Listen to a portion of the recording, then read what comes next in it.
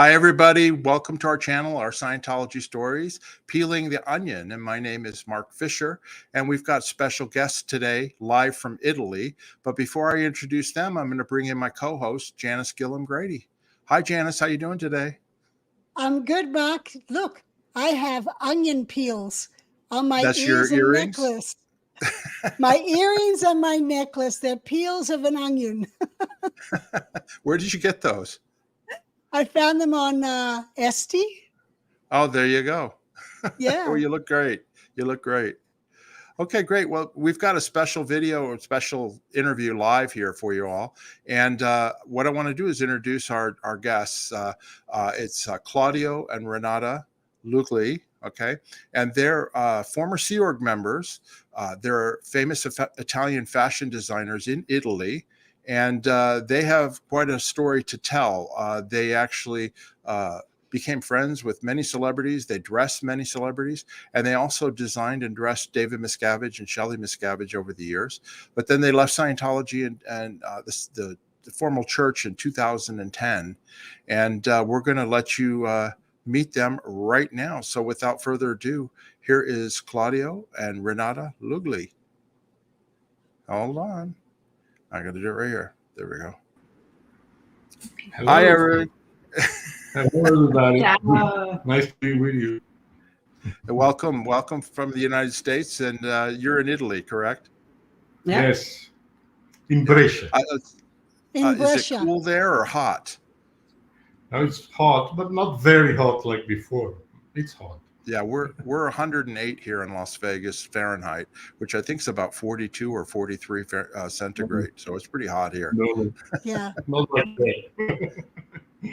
Fabulous. That's great. Yeah. Well, anyway, so we're going to go ahead and they've got a fascinating story to tell to our viewers. And what I wanted to remind everybody is that we have slides to show and photographs to show to tell their story. And then at the end, we're going to do viewer question and answer. So if you've got questions, go ahead and get in the chat room, and you can actually, make comments and chat, and we'll star your questions and ask them at the end of the show. And I forgot to tell you, Claudio and Renata, if you're on the right, you might see comments on the side of your computer. You can click on that, and then you'll be able to see the actual live chat that's going on with the people that are watching. Okay. Oh, comments. Okay. I get it. Yeah. Okay. All right. So we're going to go ahead and get started here with Claudio and Renata. And here they are here. And famous fashion designers. This was a photograph I saw when you actually left the Church of Scientology in 2010. Is that right? Yeah, we posted that, and it's actually coming from Tiziano wedding in Crete. Okay, great. Okay. And here's a more recent photograph of the two of you. You look wonderful. Do you remember where that is?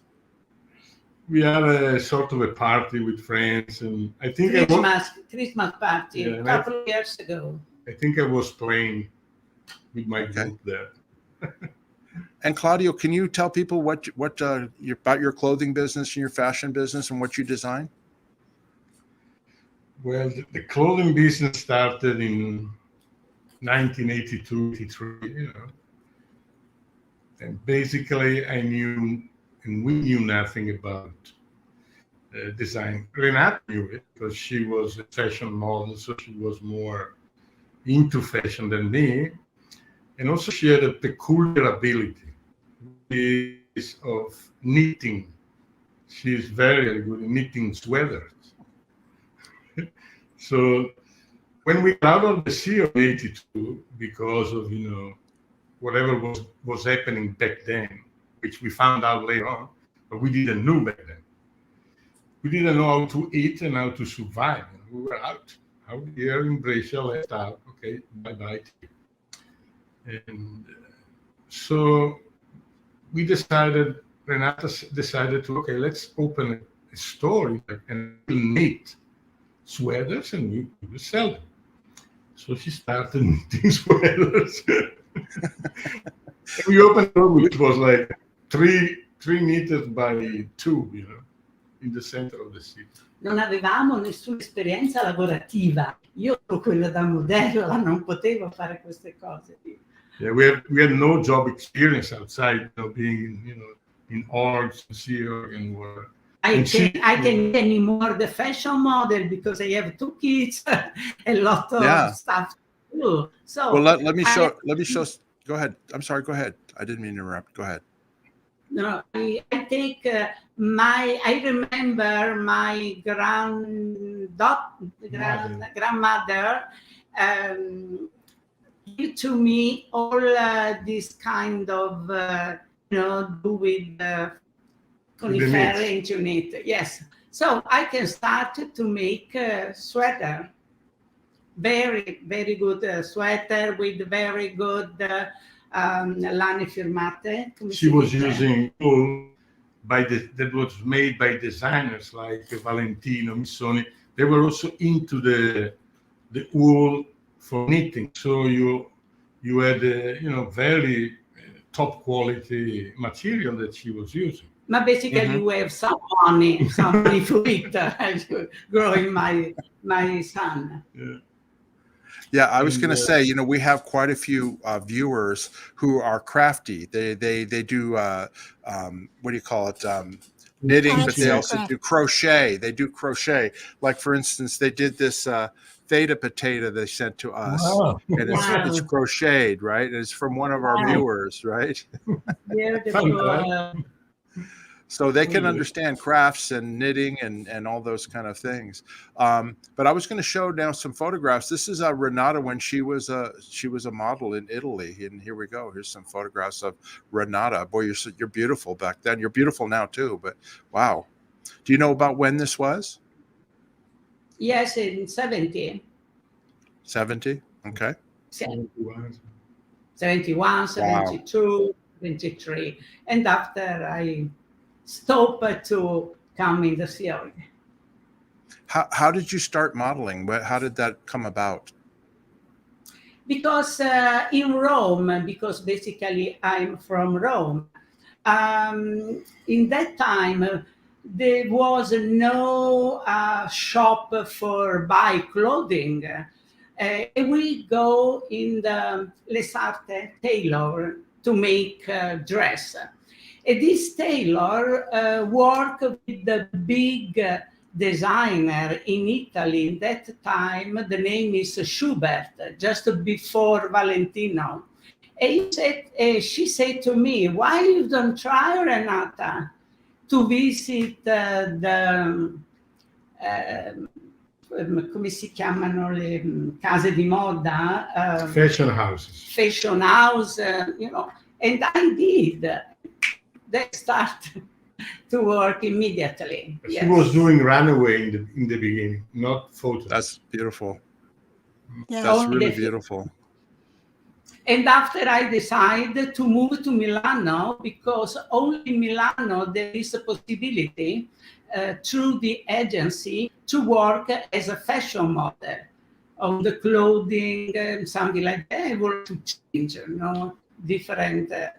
And it was just in Milano when I meet a fashion guy who taught me regarding Scientology. Basically, Scientology was started as before, just new 10 staff member, and it pushed me to try. I say, I don't have any interest, I do psychology, philosophy, I don't worry about this kind of stuff.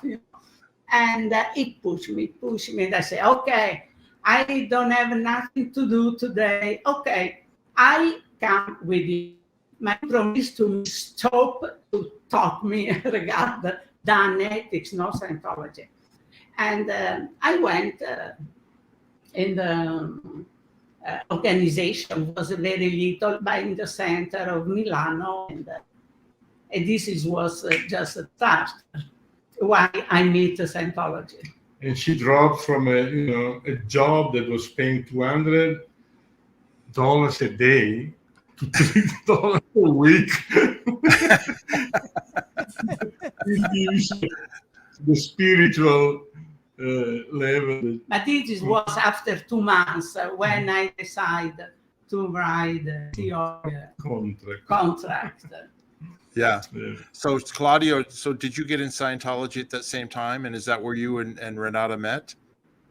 Yes, we meet over there. We met in the organization there, but I come from another sector. I was more into the hippie, sector. So I was going, travel. I was playing my guitar on the road and traveling.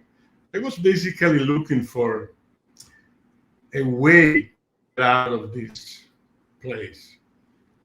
And so I tried several things. But I was at the very first conference that was done in Italy in '73 by Owen Starkey from Copenhagen, and he came in Brescia. And Brescia was the center of those, hippie gang that loved the Incredible String Band. Incredible String Band was a group from England, and they were writing on their record thanks to Aaron Abrams, etc. So these about 10 people were very interested because they were playing, they were musicians, and so on. So somehow this lecture was made in Brescia, and they recruited several people here, including, I think, Guillaume Lesèvre. So the EV, I think, was recruited from here. Yeah. And Vanella was from Brescia, actually. So after that, I went to Milan about a year later, but for me, it was sort of what they are doing, like do fish swim and whatever. They're crazy. But you see, I'd seen the Dianetics book, which was translated in Italian somehow. And then one day, I had to go to Mexico to meet, the Mexican bourgeois, to go, my spiritual way. But then I was living in my sister's house, and there was a picture of LRH, and I kept saying, maybe this guy, maybe he already found things, maybe, let me check, because I was very much into I Ching, that you throw the coins and they gave you the statement, So I threw the I Ching. It was like, fantastic, go there, sort of, you have to interpret it. Next day, I on staff. And from then, I just kept going, and there Renata was already on staff. She was, in Division 2 or Division 6. And also the very first year in Milan were amazing, No science. There was nothing translated, nothing. Well, people have asked already in the chat, what was Scientology like in Italy in the 1970s? Because I know it took off big time, didn't it? Yeah, I tell you how it started. Was as Renata said, in this whole apartment. There was no Dianetics, no Scientology mentioned. It was called the Italian Institute of Applied Technology. This because of PR reason and the church and the Vatican and whatever. And so these two people, they went to the Apollo and got fired in mission to Milan, actually to Rome, but Rome was too complex. So they found this place in Milan. They started it out, But as I said, there were no material translated. So there were two courses, the communication course, the tone scale, that's it. So you were doing, I think that we did maybe 3,000 hours of 3 years in the beginning, because that was it. But to make a long story short, it was really going like that in the beginning, 74, 75. So then in 76, I think, we had a mutiny, which we didn't know what it was because we were disconnected from the Scientology whole network and whatever. We just threw out the commanding officer. So a mission came from Copenhagen, and they left one guy named Rollo Loving. And Rollo Loving was an American guy. He had been on the Apollo. He was sort of also LRH Butler, I think. Maybe Janis knows him. I don't know. What was Ron his Loving. name? Ron Loving. Ron Loving. Yes, I know. Oh, Ron Loving. I remember him. Yeah. Yes. And he was amazing. He was completely OT, you know. And he was speaking only in American English, you know, because he did this, but he's, you know, calm. And he had, you know, he postulated, okay? So he was doing every night lecturing the staff. And he was Tra saying, 2 anni saremo 200 staff. he was saying, in a year we will be in 200 staff. Oh, What is he talking about? forget it. After a year, we were in 200 staff. This guy was amazing. And I was a kid because I was 19, 20 years old. But he was giving us, you know, a lot of, okay, go, do it. And so we learned. And I learned my English. I learned there because, first of all, I had to study in English. Second, I had to speak with my senior. He was only speaking in English. So, oh, yeah, blah, blah. But he was a good leader. Amazing. True, very good. And in a leader. very short time, we boomed the place. We got, you know, 3,000 square meters in the center of Milan, and here everybody in Italy. And then, you know what? When did we went to Rome? One day I come in my office and I saw in my basket the paper, Renata, and because I'm from Rome, Renata and Claudio Roman project. Oh my God. I was Flavio, 6 months old, and I'm pregnant on Tiziano. So, okay, I decided, okay, I like to go in Rome, try to open Rome, you know. And I call my father, my mother, please you come to take Flavio and bring in Rome to you because I need to do, to study 2 months to get supervisor, mini course supervisor course more plus internship. So I needed to be full, you know, in the day. So I did 2 months. I become, you know, professional mini course supervisor. So we are ready to go in Rome. Take the 1 bag with the meter, the tone scale, and concourse, and dictionary, technical dictionary.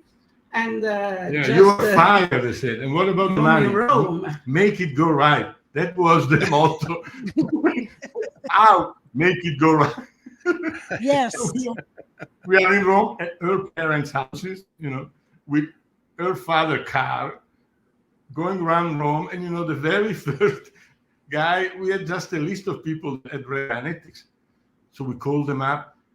We were able to make a lecture with Ron Loving. He came over and he lectured, you know, the reactive mind. The mind is basically divided into parts and blah, blah, blah, blah. And there were about 40 people. And then we said, who is interested? We will start courses here. And 4 people or 2 people were, okay, we are interested. And they asked, we got to pay, you know, like the $50 for the concourse. And then they say, where are we doing the course? I said, we don't know. What about your house? So we started in the student house. And after 2 months, from 2 people, we were in 50 people. Yeah. Wow. And I was lecturing anatomy of the human mind in the beginning. And then she was getting them do the TRs and etc. And it was fantastic. I mean, everybody was interested. And every week or so, Ron Loving was coming down and said, yes. I remember, I tell you one story. One time, one guy asked Ron Loving, yes, Ron, but what about the NOT? I'm talking in Roman English now. What about NOT? If there is an earthquake. Otitiere zero lo studiamo. If there is an earthquake, can NOT stop an earthquake? And Ron Loving, total fear 0. Well, of course. This was Ron Loving. What, Claudio, what do you think the attraction was for Italians in the 70s to Scientology? Like, how did you get your public in Rome? How did you get people interested? people, see, in that time, there was a spiritual search. People were still spiritual searching. So, in Scientology and Dianetics, they, were an answer to the spiritual search. So they were impressed, and and if you do it correctly, like you explain them through anatomy of the human mind, what the mind is, and I understand. And I was auditing people on book one. I was calling them, okay, who wants to be audited? Me.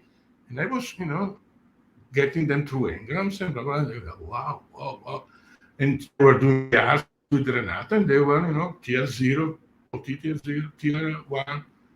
And they were having wins. Basically, it worked because we were giving them the things they were looking for. So they were getting better spiritually.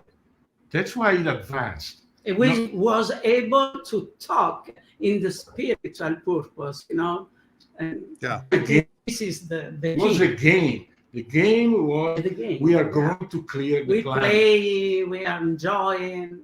But no money. I mean, money, of course, was there. No push, not this stuff. Was really play. A playground. And the seer, we were in the seer, quote unquote, because in Italy. But it was made by make it go right. That was the whole policy. The senior. Okay, you can do it. You are OT. You don't. Yes. When did you join the Sea Org? 74. While you were down there? 74. So this is after Rome, you joined the Sea Org. Yes. Yeah, because, but we didn't even know, they showed us, the billionaire contest. Oh, fine. There was no argument about it. It was real for us, A billionaire, okay, fine, no problem. And it was real that we achieved a clear plan. It was real because we were expanding and people wanted it. So when you joined, did you then go to Denmark, or you went to Flag, or where did you stayed in Rome? No, Milan was a seer base, basically. So there was a small seer base. We didn't even know what Flag was, and that there was a ship. Yeah, we heard. We were writing to LRH, through this SO number 1, Dear Ron, and I have several letters in response by LRH.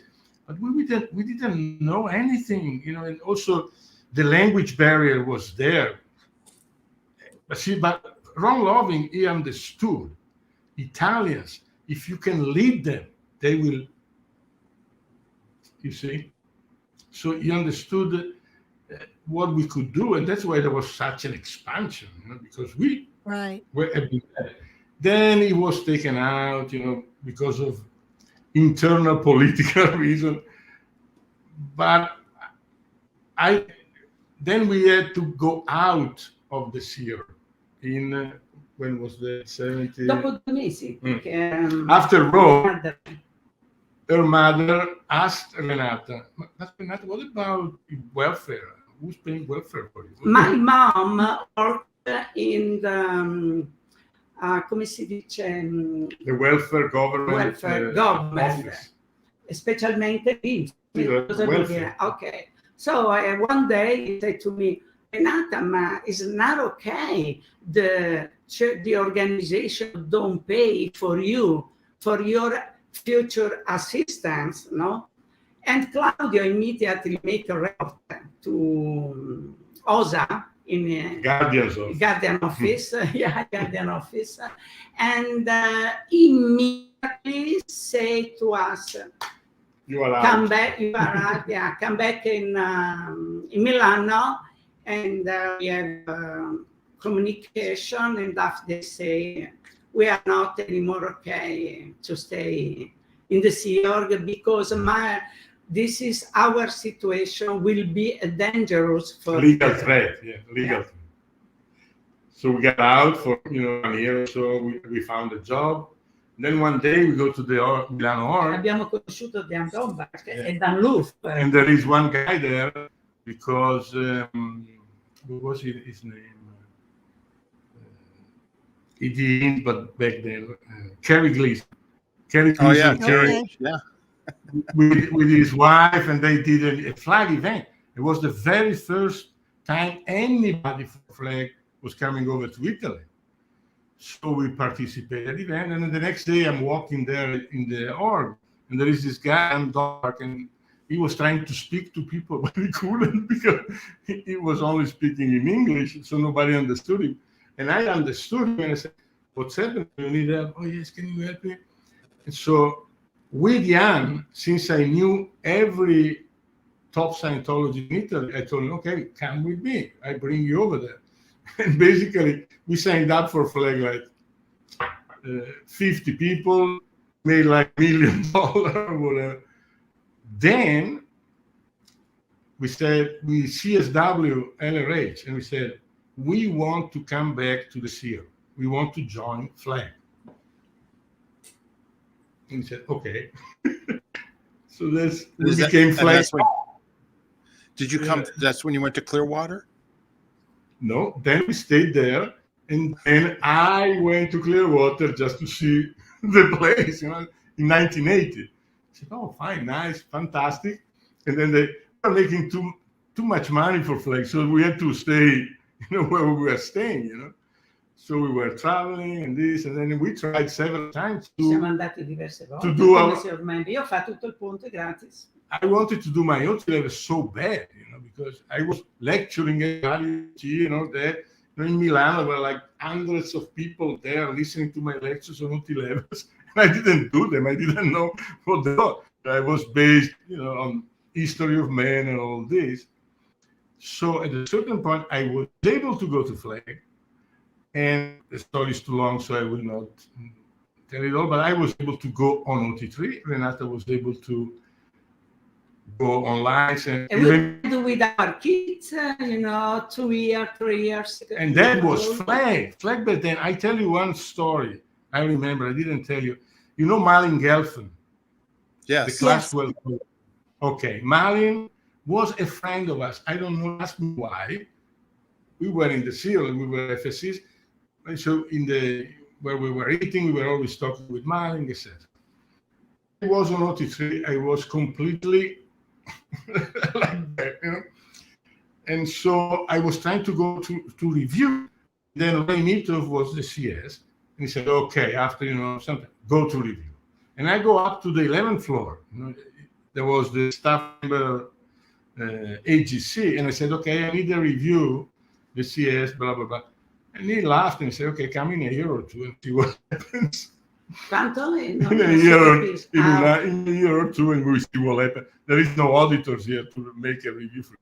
So I go down, and I'm in where we eat, and Malin is there and looks at me. What's going on? I cannot get a review. I'm in mid OT3, blah blah blah. I'm all full of somatics. Okay. At lunch, okay. So at lunch, she audits me. Half an hour, OT3 completed.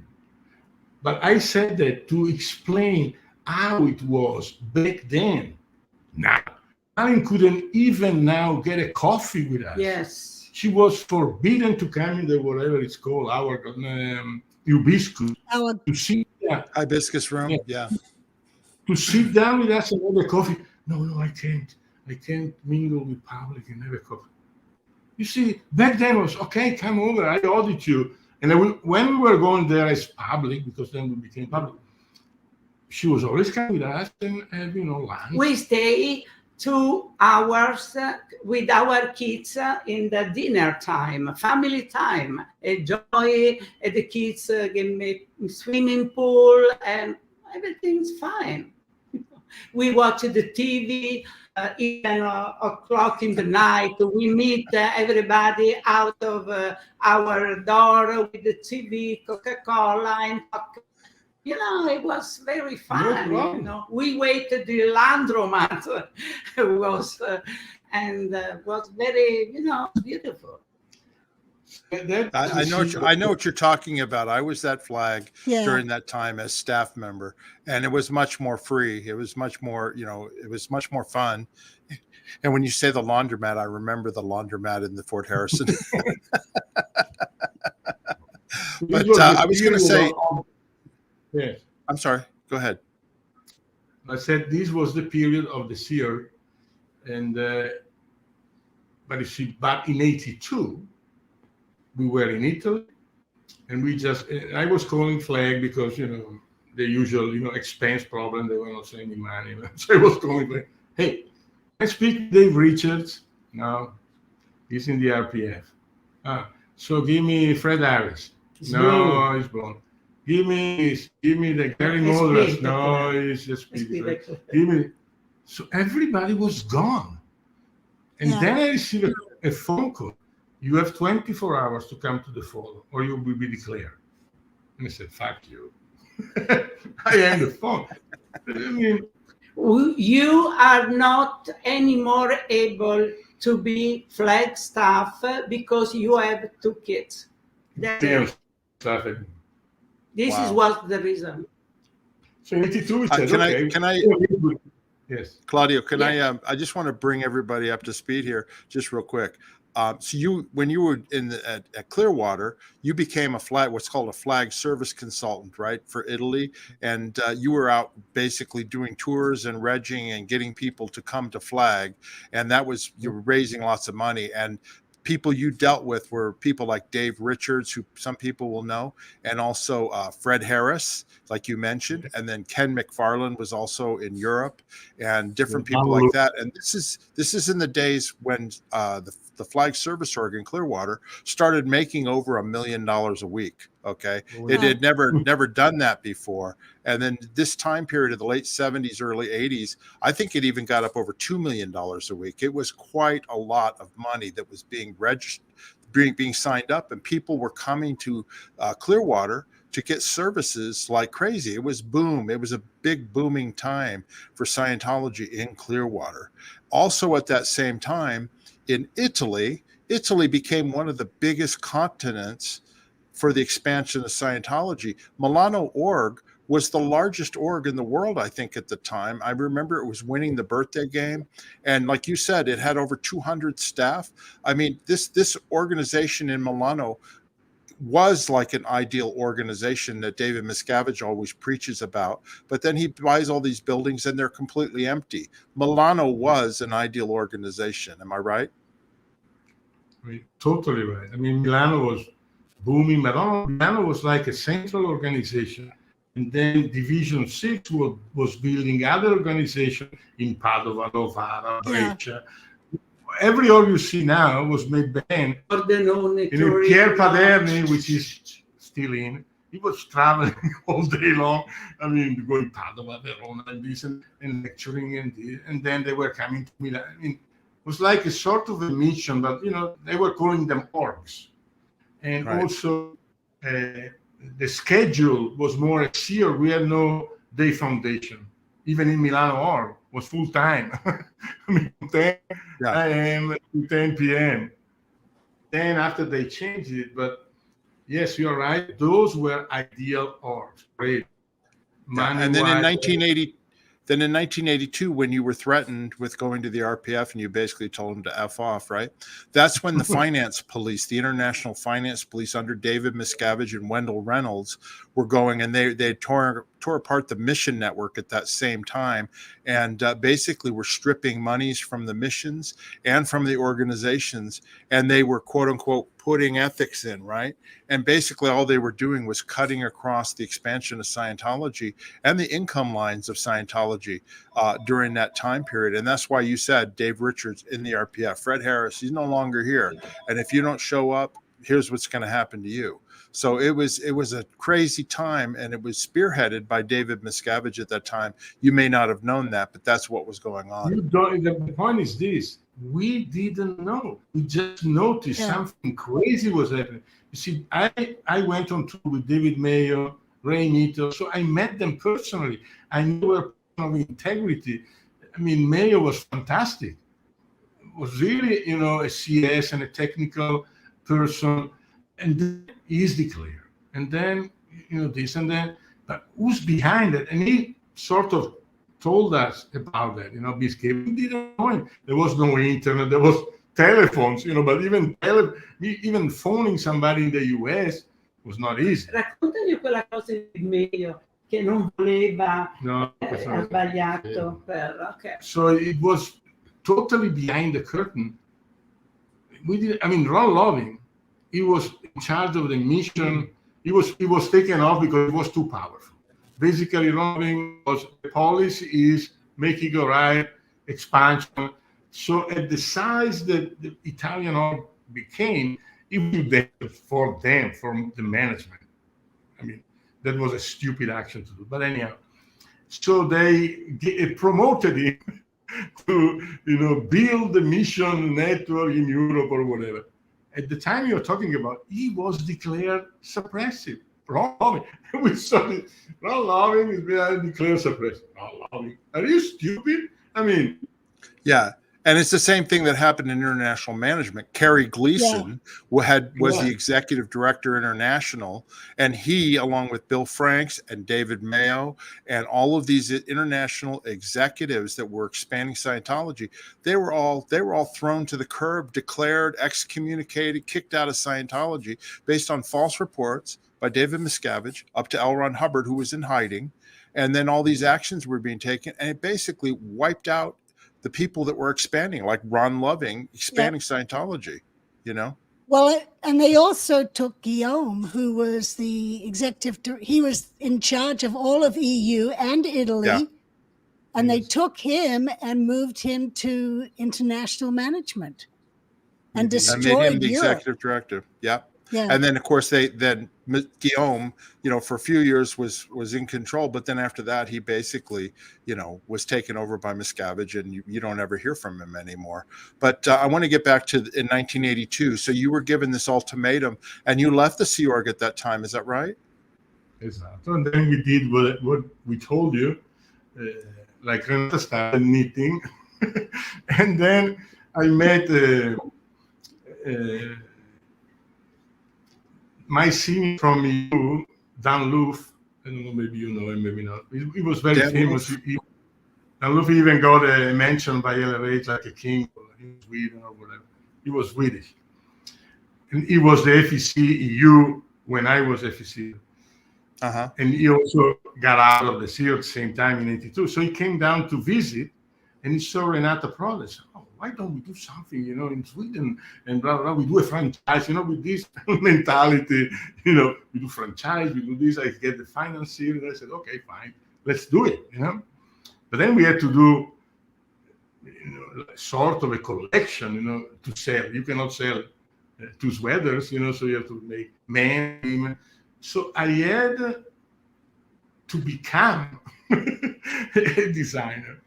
So I made myself a designer. I started learning how to produce, a model, a pattern, and then go to the tailor, to the cutter, and then buy the fabrics, etc. In the beginning I'm telling you, for a year or so was like, I was just producing, and nobody was buying, something. But you were self-teaching yourself, right? You were doing it yourself, self-teaching? But with a lot of mistakes, lots of mistakes. So I had to pay for the mistake because she had to, it was a long story, but then about in 84, 85, I started really getting into creation. And Renata was fantastic at that because we called the company like, Frankenstein and those names. Castello, Casualware, those stupid names. And Renata said, but why don't you call this line with your name? So call it Claudio Lugli. Like Gianni Versace, Valentino. Valentino, But that was the beginning of fashion in these terms, like Giorgio Armani, Valentino, Versace. It was the beginning growing. So we were in the backside, but then I had a vision. You see, my point, this I want to stress. My point was, after getting out of the series, I couldn't go back in now. Now I was in this thing, and it was started working. And I was seeing it was rolling, so I said, I can get power position and I can influence much more from this part than going back in the sphere. So I set that my goal or our goal, like, okay, let's become, one of the best, most famous designer in the world. To influence. It's a big goal, But, to influence. but why? To be able to be in contact with people, etc., and let them know about Scientology. It's a bit of intermingling. You see, it doesn't match so much, but it was matching in my universe. You see what I mean? Yeah. I was, in reality, I didn't give a shit about clothes and about fashion. You see what I mean? For me, it was creation. It was a tool that you could use to do the other things you wanted liked to do. it. I must say, I liked it. Like when I play guitar, I liked it. It's art, so I liked it. I love it. Create a collection, going through fabrics, choose this. Il nostro vero scopo era mettere estetica nel pianeta. So we wanted to put aesthetic into the planet. This was our purpose. So by establishing that, we started going like, and I used everything I knew from Scientology training, CEO training, admin training. We went like, whoa. And just to make a long story short, we went from zero, almost, or minus. We went to $500, 500,000, 1 million, 5 million, 10 million, 15 million, 20 million. So our was you were an affluence. Huge, but in so short a time. Yeah. Then the company was attacked, also because we were Scientologists and we were too much in paging. See, we were doing Vogue, 12 pages a month on Vogue. In the beginning page with my picture was, thanks to Renata for the inspiration. Somebody didn't like that in Italy. We are in Italy.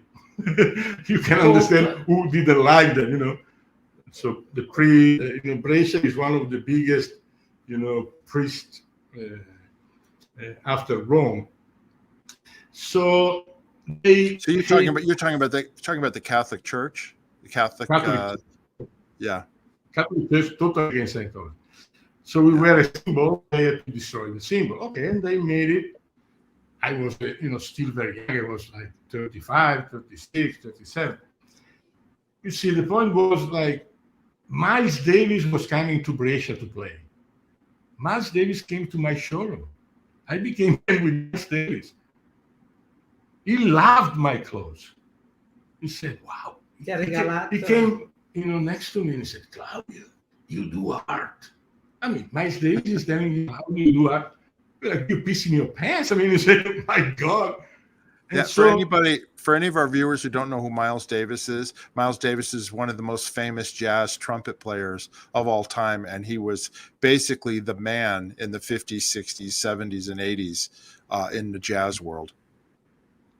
So having him coming by my show because they were coming playing in Italy and they un pantalone ne ha voluti 20 indifferenti. 20 pair of the same. You see, like I had John McLaughlin 10 years after. The 10 years after we came in my show and then we started playing. I had a setup there because I play.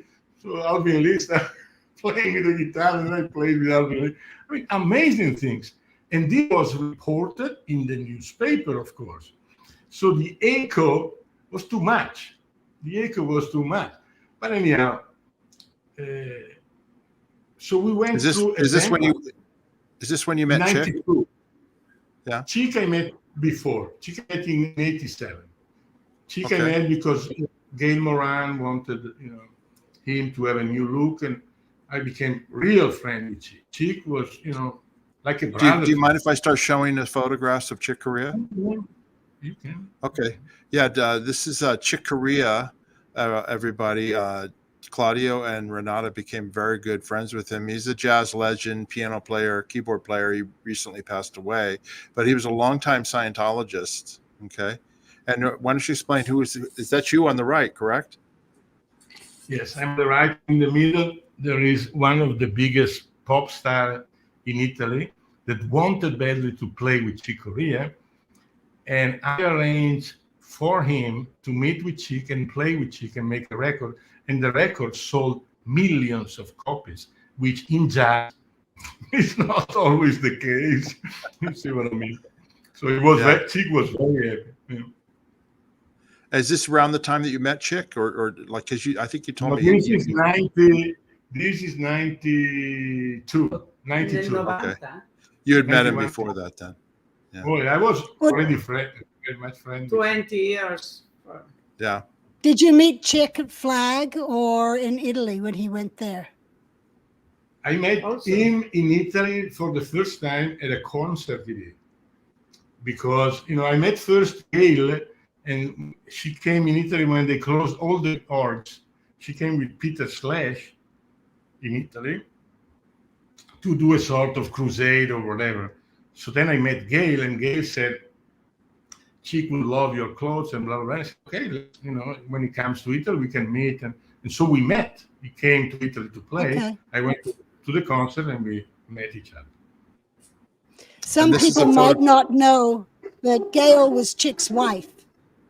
Gail Moran. Gail Moran. Wife, yeah. Yes. That's not my dog. Anyway, this is a photograph of Al Jarreau, Chick Corea, and of course Claudio. Al Jarreau is a famous jazz and pop singer. I got to tell you quickly, Claudio, when I worked for David Miscavige up at the International Base, I don't know how it happened, but they had Al Jarreau come up to the base to record something in one of the studios, and he needed to use the bathroom. And next thing I know, he's walking into my office. Hey, do you mind if I use your bathroom? I said, yeah, sure, no problem. You know what I mean? I was floored. I had no idea. He just walked right in, used the bathroom, and then walked out. But anyway, people are asking, was he a Scientologist? No. I didn't think so.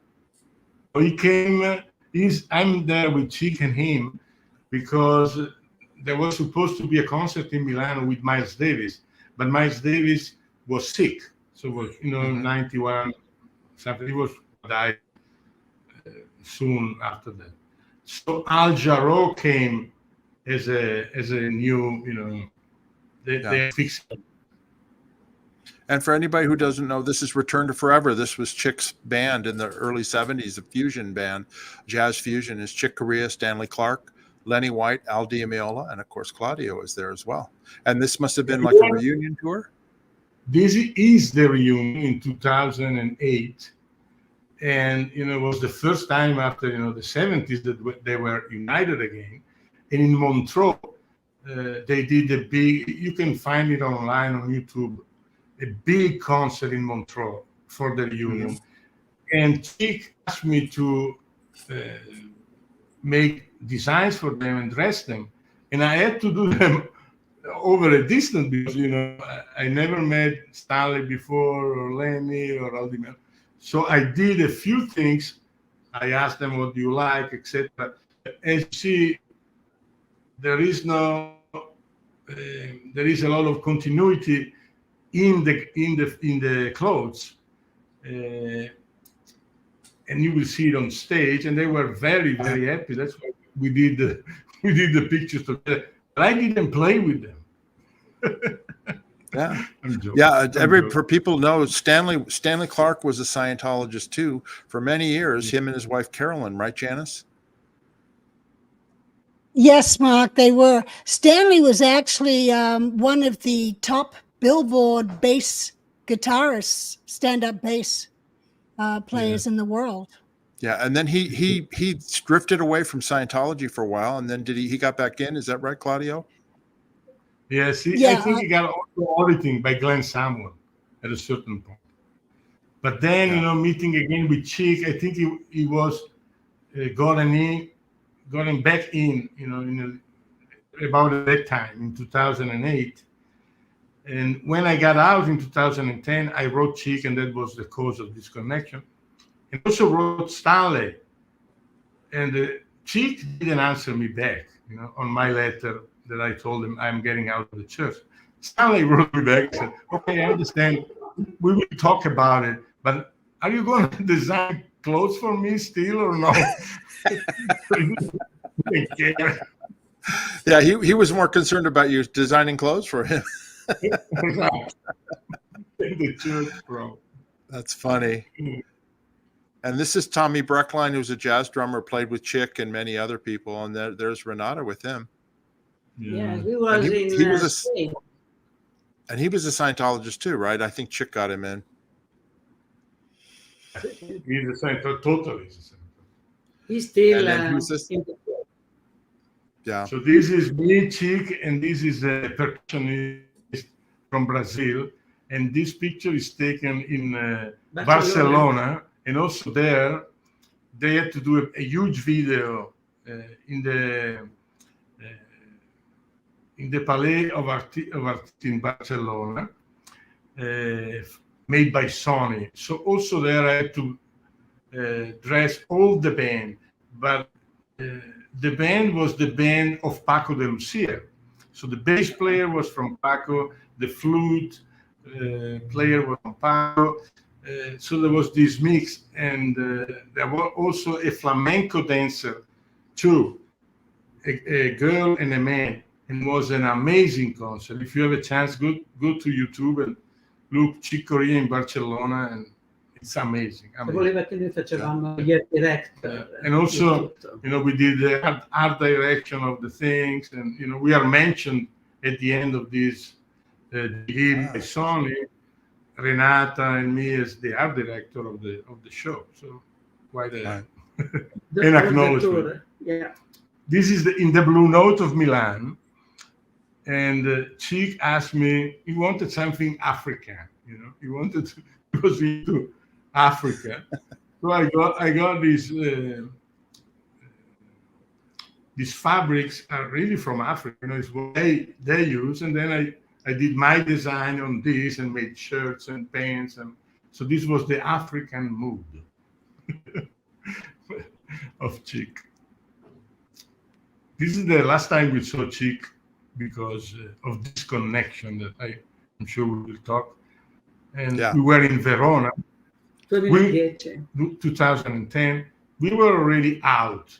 Nobody knew we were out, but we were out. We were following, Matthew Radlin blog, and so we knew in the Truth Rundown, the St. P time and whatever. So we knew everything. And we wanted to tell something to Chick, yes. Now, were you actually declared or you just drifted off? I was declared when we declared our independence. This was in 2011. Okay. So we got declared. But that was before we revealed we basically were out because we wanted to, get Flavio out. But we're going to discuss that part in a minute. Yeah. But here, you see, Chick Corea was very much followed. And they're sending him auditors to audit him and this and that. And he had a guy, this guy was his handler, was always with him.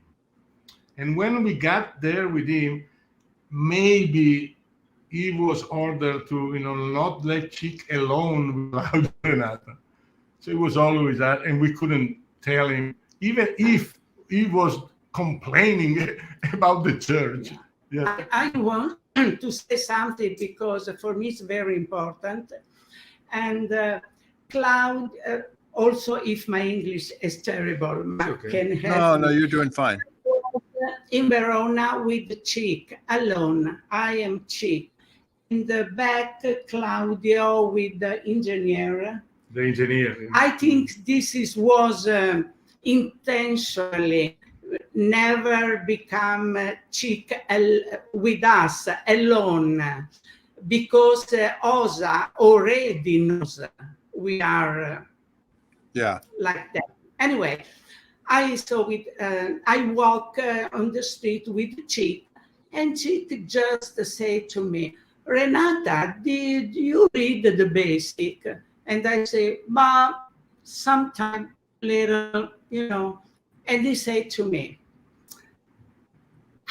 the senior CS US called me every day to ask me, Chick, did you read the book? And I said, no, because no time, I'm on tour. After 2 days, he called me back. Chick, did you read the book? No, sorry, because I don't have time. And he said to me, Chick, 1 page is better than nothing. And Chick said, okay. And after he said to me, and I don't know why I need to redo this. I need to redo that. Just exactly this movement. And this, I needed to redo this. And I'm clear from the 60. So this was he was upset, basically, Yeah. And so you're talking about they were making Chick do earlier things on the Scientology bridge that he had already done. Is that what you're talking about? Yes, exactly. Yeah. Era stufo di He was tired rifare. do objectives, and we do this, and we do, and read the basic books. They were pushing him to read the basic book. He says, E lo I'm clear. trattavano come bambini elementari. Like a kid. And he said, I'm clear since 1962. He did the clearing course. Yeah. So what the fuck, I have to redo everything now. But More he Miscavige thought, craziness. Yeah. he thought it was for his own good. And he was a soldier. I mean, Chick was a soldier for Scientology. And he was badly used. I mean, he went to Germany with John Travolta to help, with the band there. So he was very much, if they would have told him, listen, you have to do a concert in Clearwater every night, he would have done that. He was a soldier. Yeah, he always showed up. So yeah, he always showed up. I actually was at his wedding when he married Gail in '87 or whatever it was in Los Angeles. He had done a lot of work up at the Gold Base on the Road to Freedom album, and I became friends with him and all of the Gold musicians. We were all invited to his wedding, and Herbie Hancock was the best man, I think. And anyway, yeah. So no, Chick was a warrior. Chick was a true believer in Scientology. Absolutely. But also, you see, one thing that maybe is not broadly known is that he had the Mad Hatter studio, recording studio in Los Angeles. This studio was bought by Golden Era Production for double the price. Scientology, yeah. For double the price. He said to us exactly that. So he got some financial problems, and then Miscavige said, well, we'll buy your studio, and they paid him double what it was worth. Yeah, so then he was basically beholden to them, because they bailed him out, right? Yep. Riconoscente, come si dice. You have to be. Well, all right, we're going to move on. Come si dice? Ha creato una gabbia d'oro. It was a prison made of gold bars. Yeah. For Chico. We're going to move on. Yeah, okay. So we're going to move on to David and Shelley Miscavige, because I'll show the pictures here, okay? And that's you with Shelley, correct? Yes. This, I think, is when I attested to 88 or whatever, or one of the maiden voyage. On the Free Winds, the ship? On the Free Winds, yeah. In the Paloma Bank. What year? What year was that? This must be 88, 89. Okay. 89, 90. Okay, and then how did you get connected up with David Miscavige? Because I'm going to show these next two pictures. And Shelley, how did that happen? So Peter Last got some shirts from me when he came to do the crusade, right, in Italy to save the organization and whatever, with Gail, etc., Gail Moran Correa. David Miscavige saw him wearing those shirts, and he said, "Oh, e Chick Corea sulla nave le ha viste anche. Who are those? Where did you get this? I like them." And so he told the story. This designer from Italy, blah blah blah. So sulla nave one day, incontrato Chick. Sì, aveva le cose. He also saw Chick Corea wearing my things. So one day I received a message from the I didn't know it was int, because you see, we were not aware of all this RTC network and CMOs and all this, you know, sort of, but we didn't know how deep it was and which authority he had over the whole thing. But anyhow, right. I received this letter or a telefax, and they say an intern exec wants to see your work and is interested to meet you on the ship on next maiden voyage, which was like 20 days after whatever. So I sent whatever, I don't know, somebody from CMO came to pick it up. You know, we did several catalogs of our, you know, fashion and our things. And then in 1919, we did a huge fashion show in the Opera Theater in Brescia. And it was like 70 models televised. And so I sent also this cassette tape with VHS. I don't know to whom I was sending it, but it was one int exec. Basically, later on, when I go on Maiden Voyage, I find out that the int exec is David Miscavige. But even then, I don't know who David Miscavige is. To me, it was an int exec. Right. I don't understand, you know, the relationship in the command channel, but so, and David was really impressed with this and that. And then I brought some, you know, shirts, and I said, okay, I brought something, you know, if you want to see that. So he came to my cabin, and he undressed himself, so in his underwear, and he put on his shirt and the pants, and oh, fantastic. So he loved it. He really felt in love with my design. So there, from there on, from, you know, I don't know, 20 years, we went on doing all his casual di quello che era voluto e desiderato da te. I just have a little story to say about David Miscavige and how smart he is. Because somebody can say, how come is he at the top? You know, he's only 4. No, he's smart. Yeah. He's really intelligent. I mean, cunning is. So I think that he made OSA do, you know, what you do with your PC folders. You know, so they go through the PC folder and they find, you know, your buttons. They do that on every celebrity. So they know everything about you.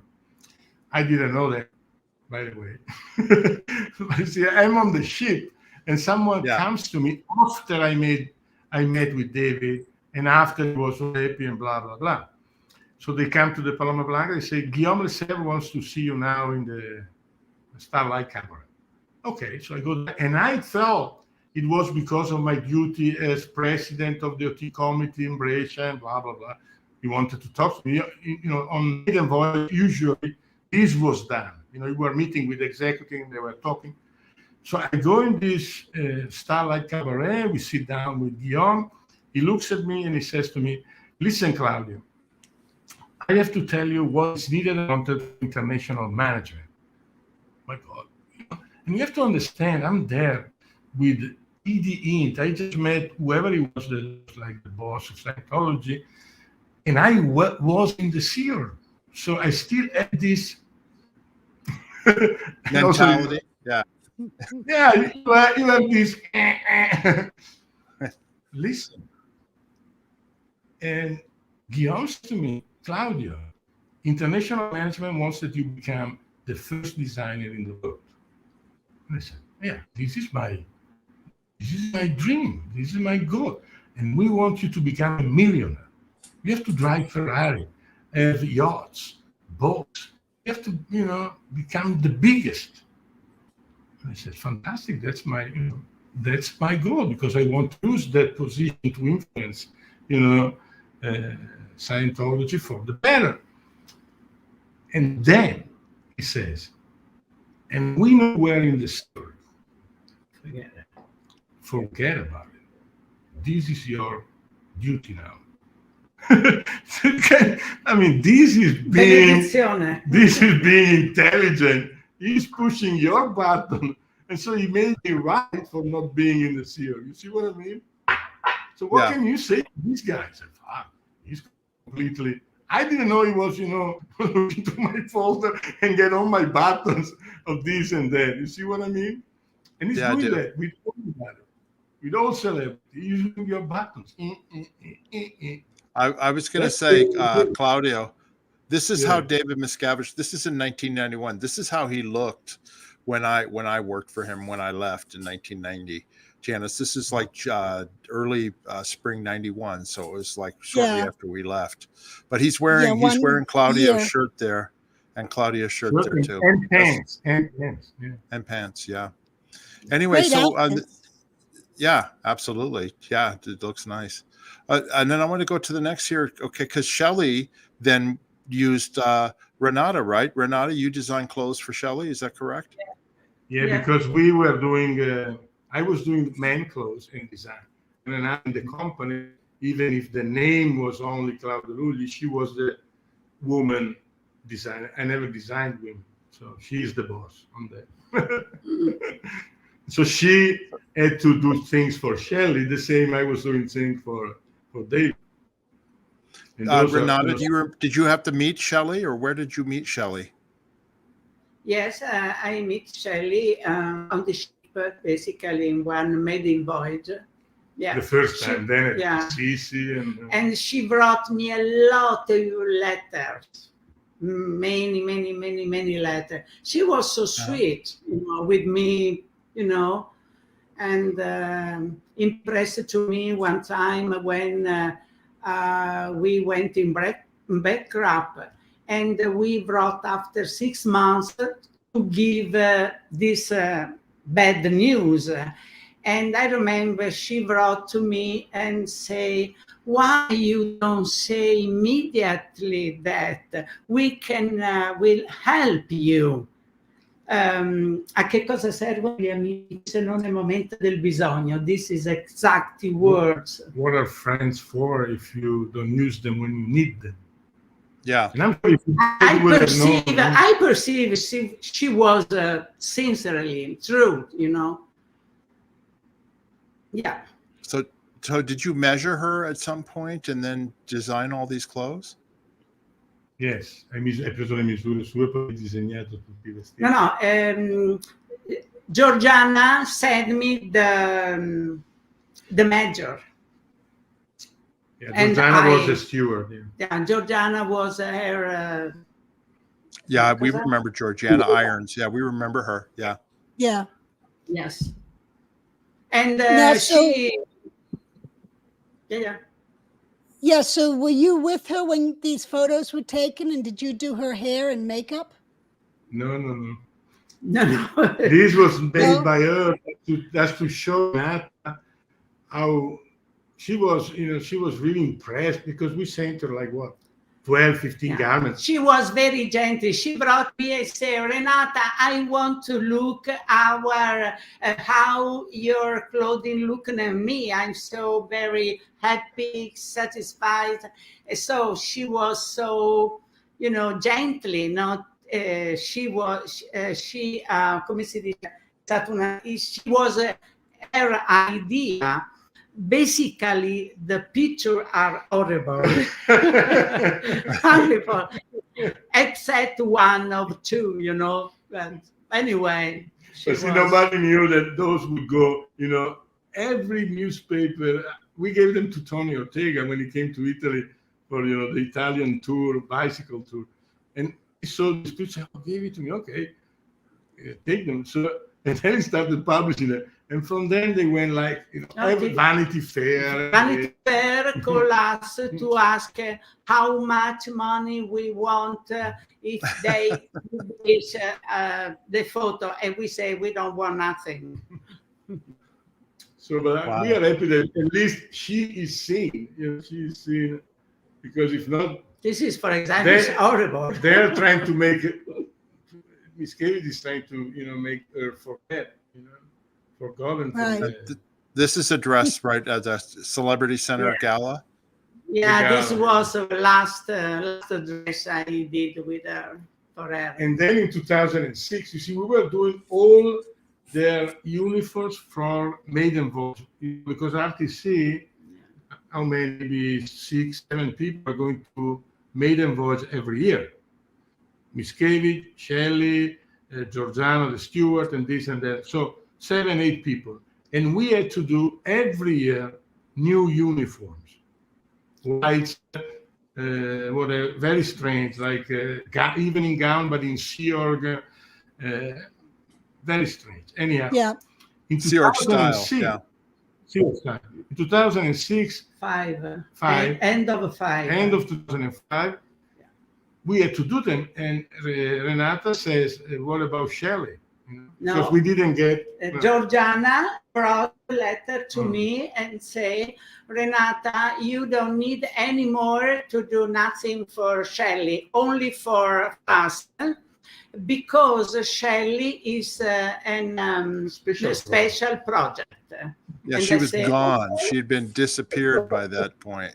Yes. That's the special project. I didn't ask. I didn't ask what, You not. Because I think I designed for Shelley uniform, I say, civil, and I, for everything, and for work, something special for her, and come si chiama, Loris, specially for work, something with the pocket strip, something like that. So I design everything, and I think, what is this kind of project? She need nothing, because I dress many time in a year, not only in the maiden voyage, for all staff, the artists, the women. Basically, all are women. One man in artists, all are women, And so I think, why they don't need any dress for this special project? Okay. But you didn't know that he'd gotten rid of her and basically put her away, but that's why you didn't need to design clothes for her. I have 2 questions for you. Number one, were you paid by David and Shelley for these clothes, or did you just do them free, or how did that work? Most of them they paid. Most of them paid. Some will just give for nothing. Would Scientology pay for like the uniforms, but then like would Miscavige and Shelley pay you personally for the clothes that you did for casual? Yes, okay. He paid personally. And then somebody asked, what? Somebody asked who Georgiana is. That's Georgiana Irons, I think was her last name, right, Janice? She was David and Shelley's steward. Their personal steward, basically like a valet or whatever, and she took care of their clothing and things like that. So that's who they are. I want to stress something about it. Renata said, we didn't ask, but you cannot ask. You see, people don't understand that there is an aura of terror near David Miscavige. And I know the story you're going to tell me. Yeah. We didn't know that he thought he was the big leader and the big this and the big that. He was a piece of shit. And I tell you why. Because I couldn't get an acknowledgement on the fact that shirts were fitting correctly. I was asking Georgiana and other stewards, how was it? Does it like it? Does it fit correctly? And you see what the answer was? There was no comment.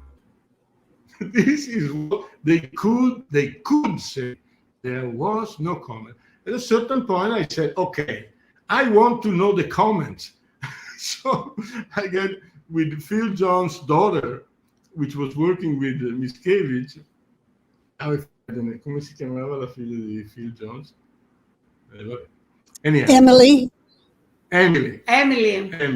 I talked to Emily because she was handling the maiden voyage things, and I said, listen, Emily, let's talk, because I want to know, I don't want to make mistakes, so I want to know if they fit. I don't know.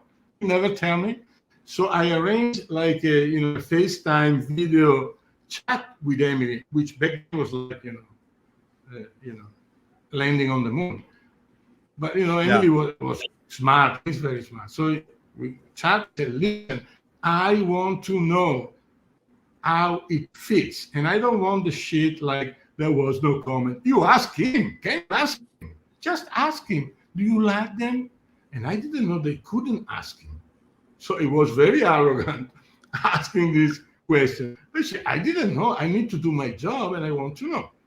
So Emily said, okay, we know you are coming to LA in a month or so because your son is wedding. I will arrange you to meet with COB. So you can take the measurement and see. And she was good. She arranged that. Because to dress, Shelley is very simple, facile, easy, because she's a normal size. She's 4'4", normal size, but the COB is not the normal size. It's too tall, but so small. So you needed the proportion. You know, anyhow, that was my job. Difficult. And Emily was able to arrange for a meeting with COB. We are there at Sisi. E io ho visto, ma chi è Sisi? E io ho preso le all'Oris. Sì. So we are at Sisi because we have to attend our Santiano. And then they called. So you were at the manor, right? You were at the manor on Franklin. Yeah. Manor, the calls. You have to come here now to auto service. Auto service is, you can explain it better. Is the place where save space for Miscavige. Anyhow, we go there, auto service. We enter the garage. We go down. Everybody was in terror. Me and Renata, we are looking at each other. What's going on here? I'm telling you, everybody was in terror. Georgiana was in terror. Emily was in terror. Yeah, they're coming. They will be coming. And then I entered a room, and there were all my clothes, few shoes, as I told you, with different numbers, and I don't understand how one can wear a 7 and a 9 and a 10 shoes, or you wear a 10 or a 7 or a 6. By the way, this is just a comment, who wants to understands. And then COB comes in. COB comes in the room with all the clothes. COB is David Miscavige. Yeah. David Miscavige. Before it's coming, and he comes. Enter the room, and you have to understand, my relationship with Miscavige was like, hi Dave, I don't give a shit. This was a relationship. So, hi Dave, how are you? Good. Okay, I want to see now if it fits correctly. So please, let me see. And Emily was there. He wears the shirt, and the shirt had a special color that had to be ironed in a special way. I look at the shirt and I say, it's not ironed correctly. This shirt is not ironed correctly. And he turns and gives a look to Emily that you have to be there to understand what happens. It's like, I'll kill you. After we get out, I'll kill you. It was like, boom. And Emily was like, oh, yes, okay, yes, good, okay, thanks. And then she goes. Meanwhile, Renata is taking measurements to Loris because Shelley disappeared. So now the second in charge is Loris Tuckenberg, which is assistant. I don't know which kind of assistant she gives. It was terrible experience for her. She was rude, and she was like, not like Shelley. Shelley was very. Shelley metteva un tappeto rosso. I don't want this, I don't want that. Anyhow, go back to the COB. I was at FLAG, the Flag Service Organization, and I just had some auditing, which was really good for me, fantastic.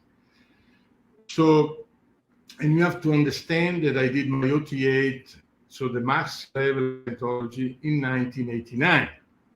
We are in 2006. And so I go like this with David Miscavige. I ask him, listen, David, but when are you delivering the OT levels after OT8? I did my OT8 in 89.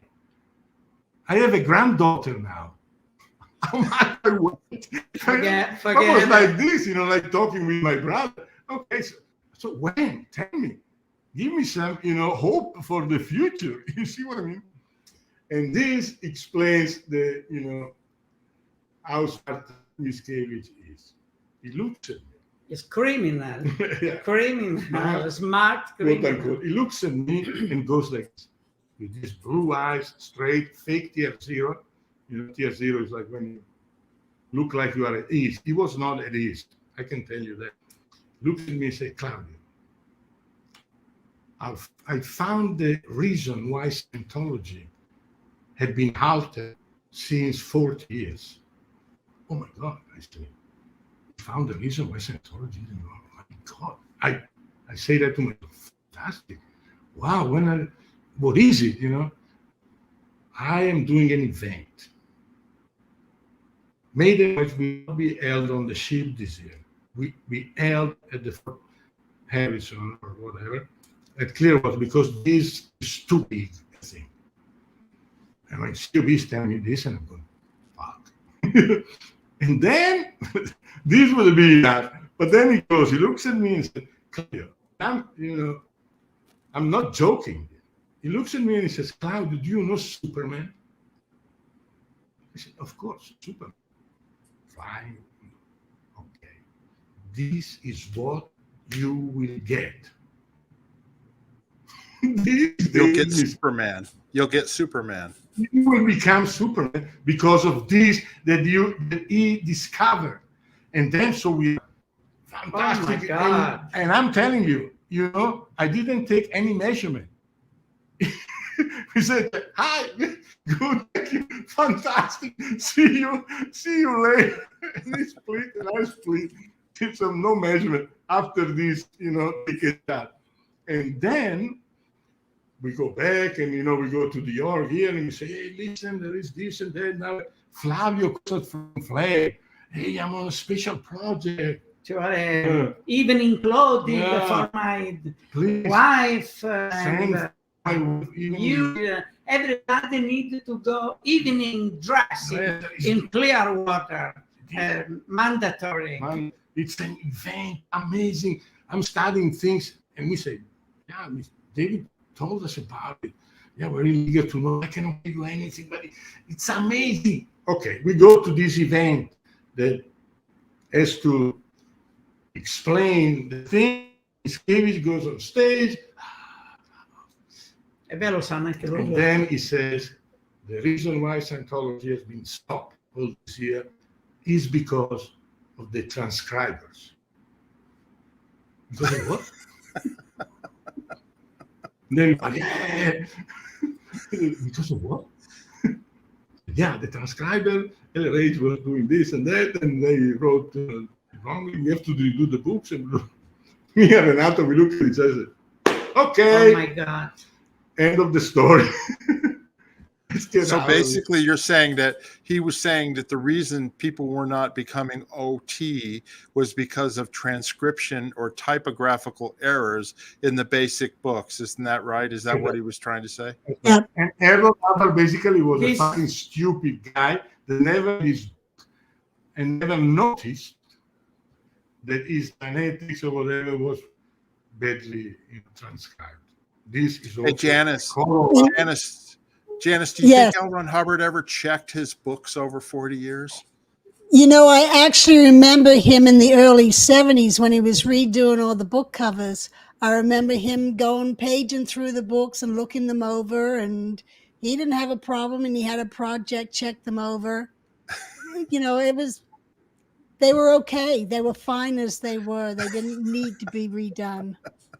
Yeah, so this is sort of good, coming from God Scientology, and so we said retired, and basically we retired and then started the basic book push, which was. E all'event chiudono le porte, nessuno esce se non ha preso I libri. Yeah, they closed all the doors and you couldn't get out if you didn't buy the basic book. $3,000 if you buy. And we was fine because we say, oh my, we have Flavio. We bought them. Flavio. So we can go out. And then they started with, after that, you know, 1 year or two, they started with the IR. Okay, we have to understand one thing. We were sort of protected because we were on David Miscavige line, on celebrity line. We couldn't be touched very much. But we had CMO from Italy, blah, blah, coming to us, giving us the dope of this ideal org project, which is the best. And I remember telling the CEO, CMO Italy, or whoever she was, I said, listen, but I've seen you're putting so much effort in raising money for nothing. Why are you raising money for buildings and you are not training auditors? Why don't you put the same amount of effort into training auditors? Why don't you put the same amount of effort in changing the way Scientology is delivered to the world? We are in the year 2000 and you still have books, DVDs, CDs. Do you think Scientology will stay on a stick like this that can cost $10? So see, there is no intention. But I was naive. I was saying, maybe you can change this, tell that is not correct. But this was the change of Scientology. Scientology, from a spiritual endeavor, a spiritual search, became a real estate movement with slaves that gather money from people that have been manipulated to think that this is the solution because I gave my total trust to those people. This is the problem. You trust the people that are there. So you are manipulated. You are not stupid because you think that this guy, since he was put there by LRH, yes, you think he has in his drawer the secret messages and the secret this and the secret. He knows his shit, you think, because this is what they make you think. And they make you think this, and basically they are betraying the trust that you gave them. And this is the worst thing that can happen, is betrayal of trust. So this is Scientology now. Well, let's move on here. I'm sorry. Go ahead, Renata. Go ahead. I never think something like that. Otherwise, when my son Flavio wanted joy, and I said, "Oh, Flavio, enjoy! I'm so happy." In the Sea Org, at Flag, I was so happy because I know his first purpose in his lifetime is to help people when he was little. So I would like to involve him in the correct way. So he wants to enjoy, but he wants to help us from our bankrupt because he was so, want to help. And I said to Flavio, don't worry, if you want to come, go. What I want to tell you, I never imagined what Flavio will change the Sea Org. Otherwise, I didn't, forget about it. And after I perceived something was wrong. Flavio called me 1 time in a month. Anytime he said to me, "Mama, I can say 2 minutes because I needed to go to eat. I have a master. I have all this time. I can say." He don't have any more confidence, communication leader. No, he looked like he's scared.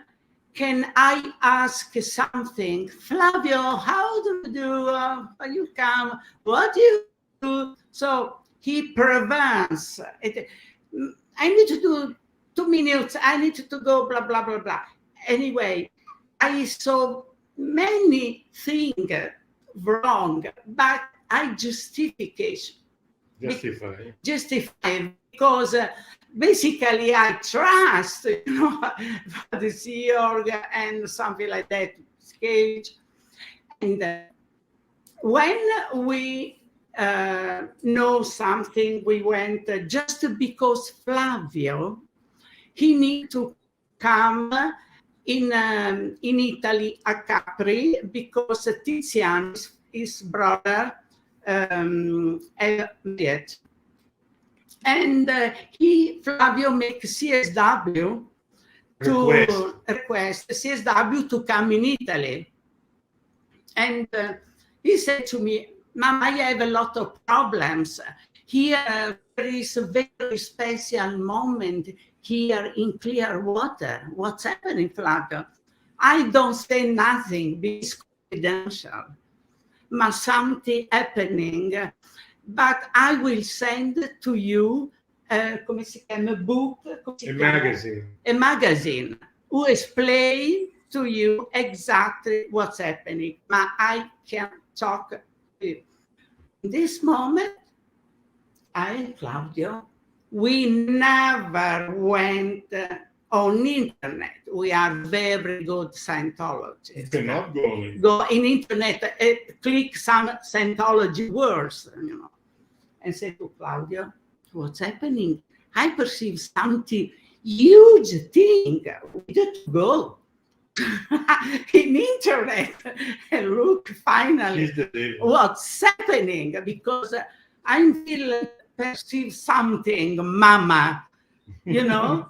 And he went because I can read English, forget about it. Maybe speak a little, but I can read English. So Claudio went on internet to see what's happening. The truth rundown. The truth rundown in the St. Petersburg Times.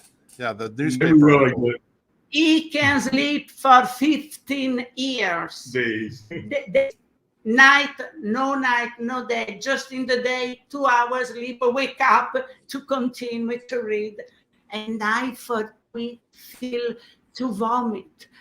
I didn't vomit, I feel to vomit. I can't believe it. The confront for me was too much. And I say, oh, my son is there? Oh my God. So this was the start. Also, because when we were going to Flag to do some, service or auditing, we were staying, or at Kirstie's house or whatever, the Sandcastle. But Flavio was working, but we were never seeing Flavio because he was busy, because the master, because this. So for 10 years prior, he was there. Maybe we saw him 10 times, 15 times. Can I go ahead and show us photographs? I'm going to show photographs of Flavio and Tiziano. Yeah. Okay.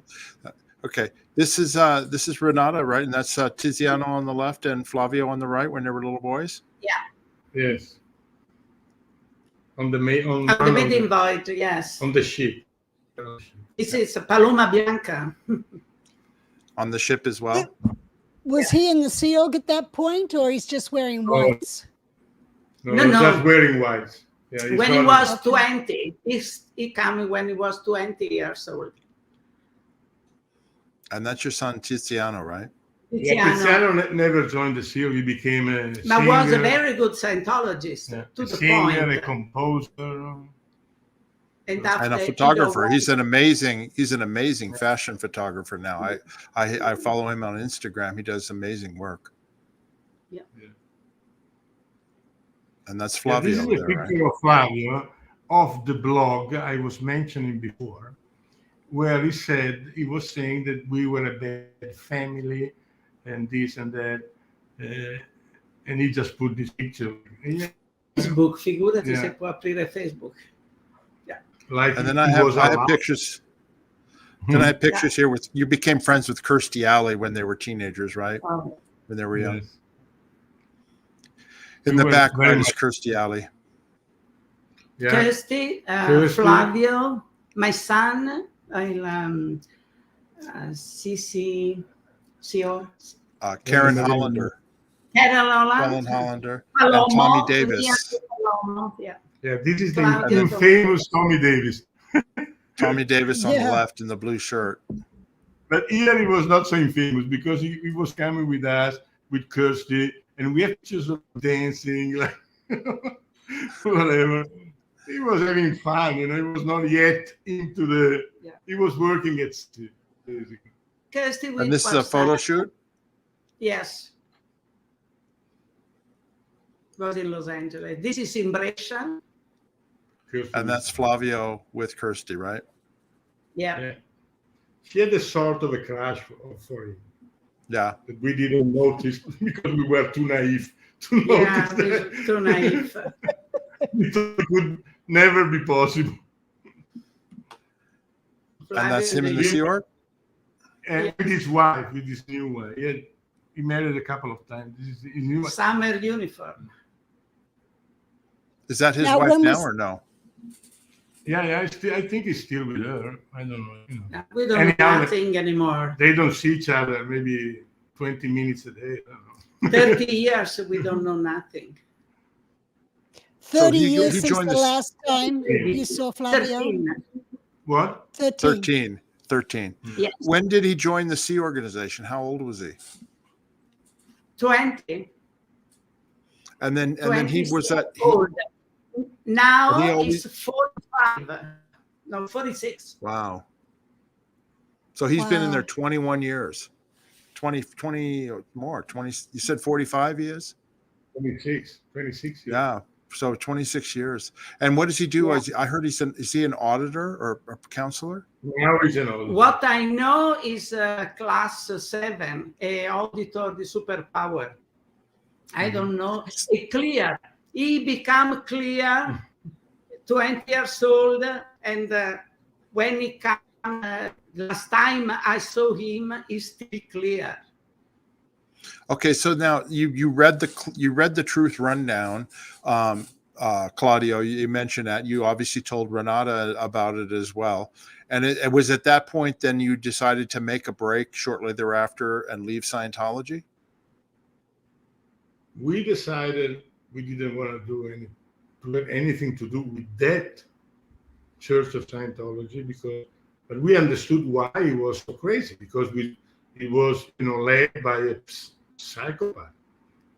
See, that everything made sense. Everything that we couldn't logically explain and had a cognitive dissonance we couldn't understand.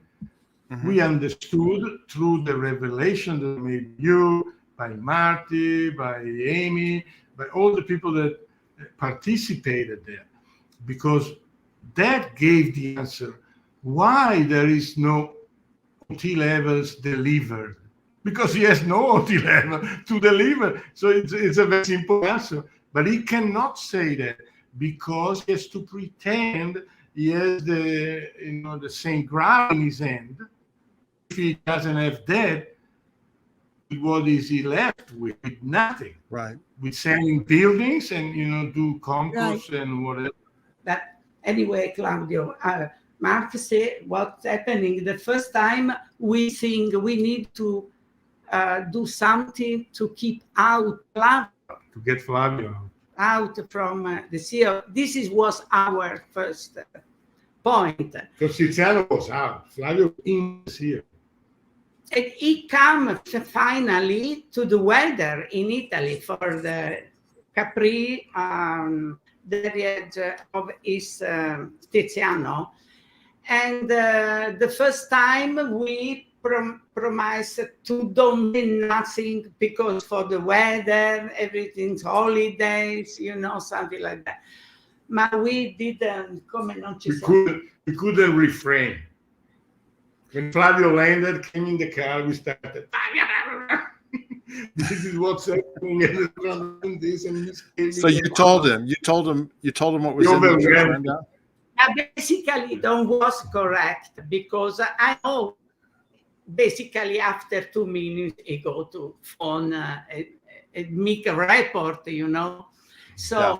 I like finally Flavio have holidays for the first time in his life in the Sea Org, but didn't happening because I know Flavio. He did a report. I was so sad because understand all our situation, Anyway, to make a short the situation with Flavio. After the weather, he come in Italy. He come in Italy now in Brechtlien, in our house for a couple of 1 week, and he was so horrible. He say some words I didn't like. It was not him. For example, he said to me one day, "Mama, if Elena, my wife, become pregnant and she would like the baby, I will divorce." And I say,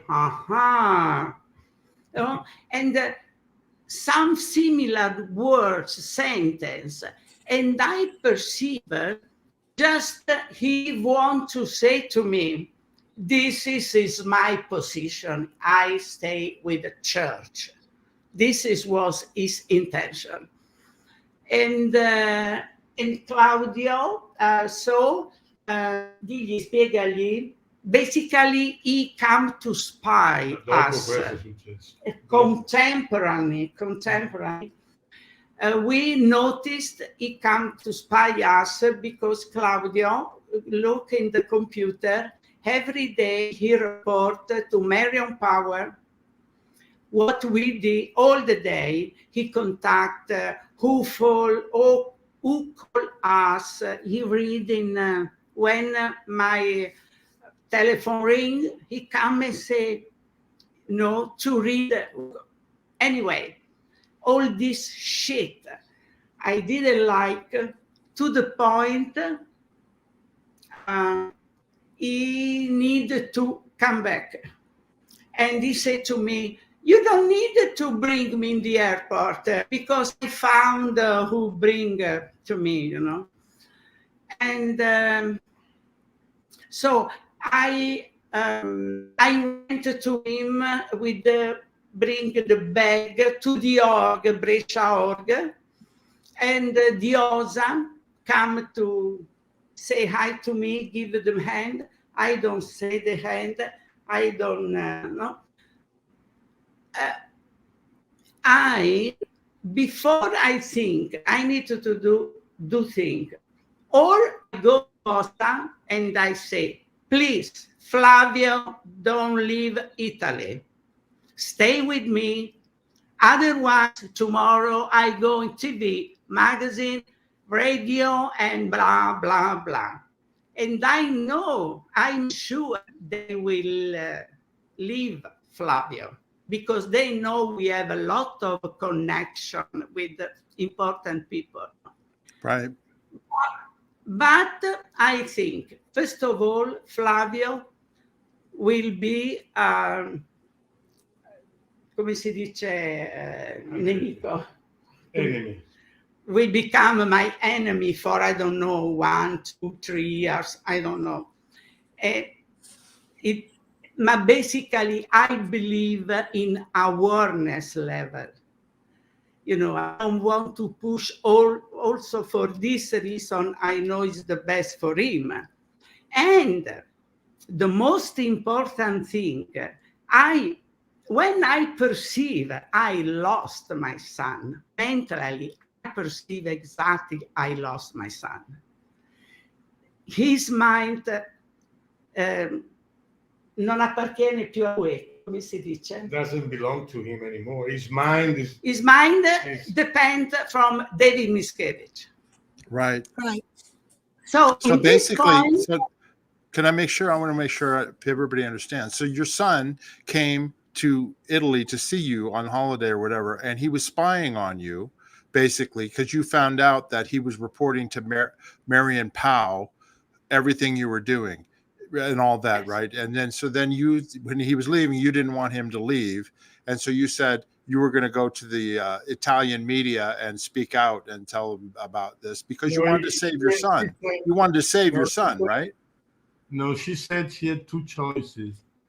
Uh-huh. She wanted, maybe she had to say to us, okay, or you leave my son here, if not, I go to the media, Ma poi, siccome ho capito che l'avevo perso, but she understood she had lost Flavia, so she because his mind was taken over. Yeah. So she didn't do that. I would like to reverse. So I said to me, okay, I lost my son, and I use this lost. I want to reverse, come si dice? Reverse to do something for the other family, other mother don't feel like I feel. So I need to, to promote how Scientology is dangerous and work for destroyed family. And not only, they use technology, mafioso technology, and terrorist. This is what the people knows regarding Scientology. Have to know. I would like to take responsibility exactly how I do for 36 years. All my attention unit to expanded Scientology, and I use 24 hours a day mentally. All my life will be aligned to Scientology. Right. Now I need to do exactly the opposite. I need to reverse. I need the people knows to be alone from Scientology for this and this. We opened 3 different blogs, and we work we translated what you guys did. And I take my 2 time for the thank you, all you guys. I don't need a name because there are much more people do that.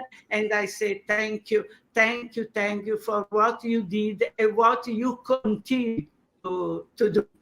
So, and I want to say something. I'm very happy now because I have some contact in the church, but down the radar, who say to me in different organi, Scientology restricted, is shrinking.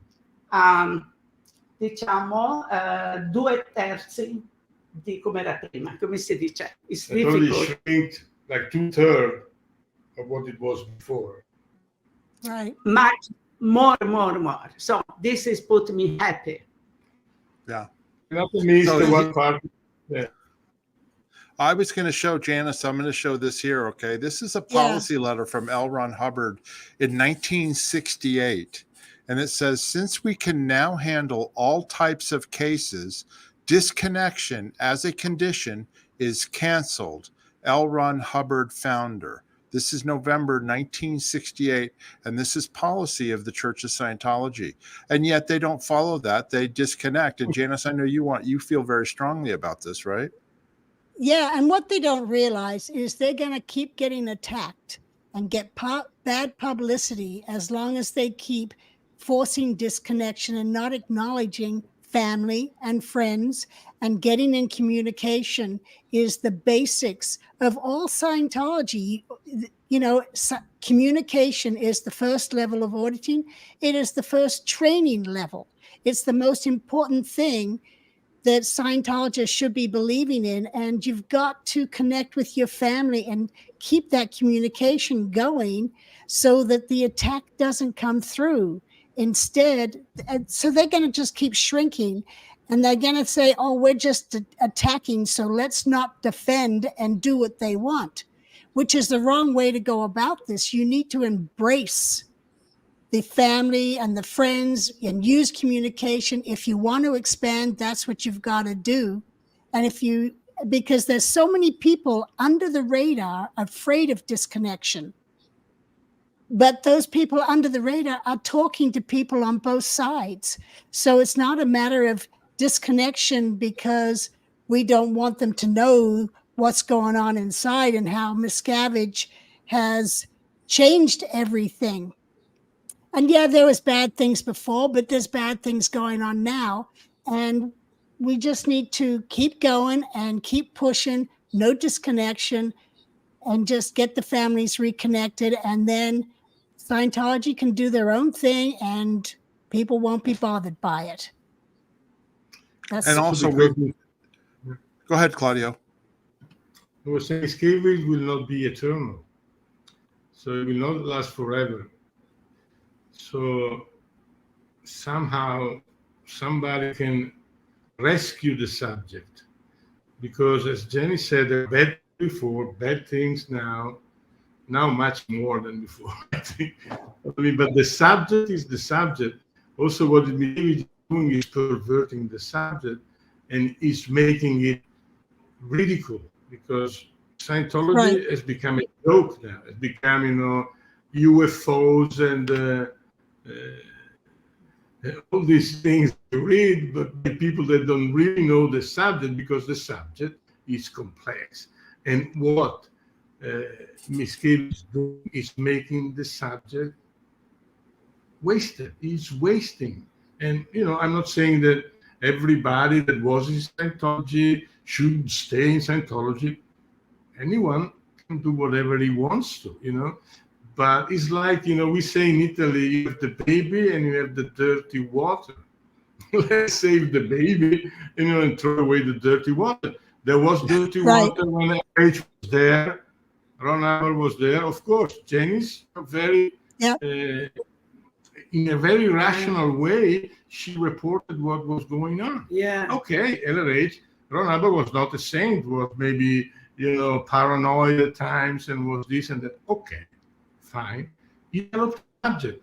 Now, you want to take advantage of the subject that was developed? Fine, fantastic. You don't? Go ahead and do whatever you want. Become a Buddhist, go take a degree in psychology.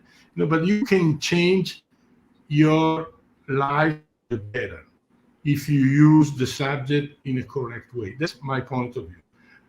Everything else is something that one is taking advantage of.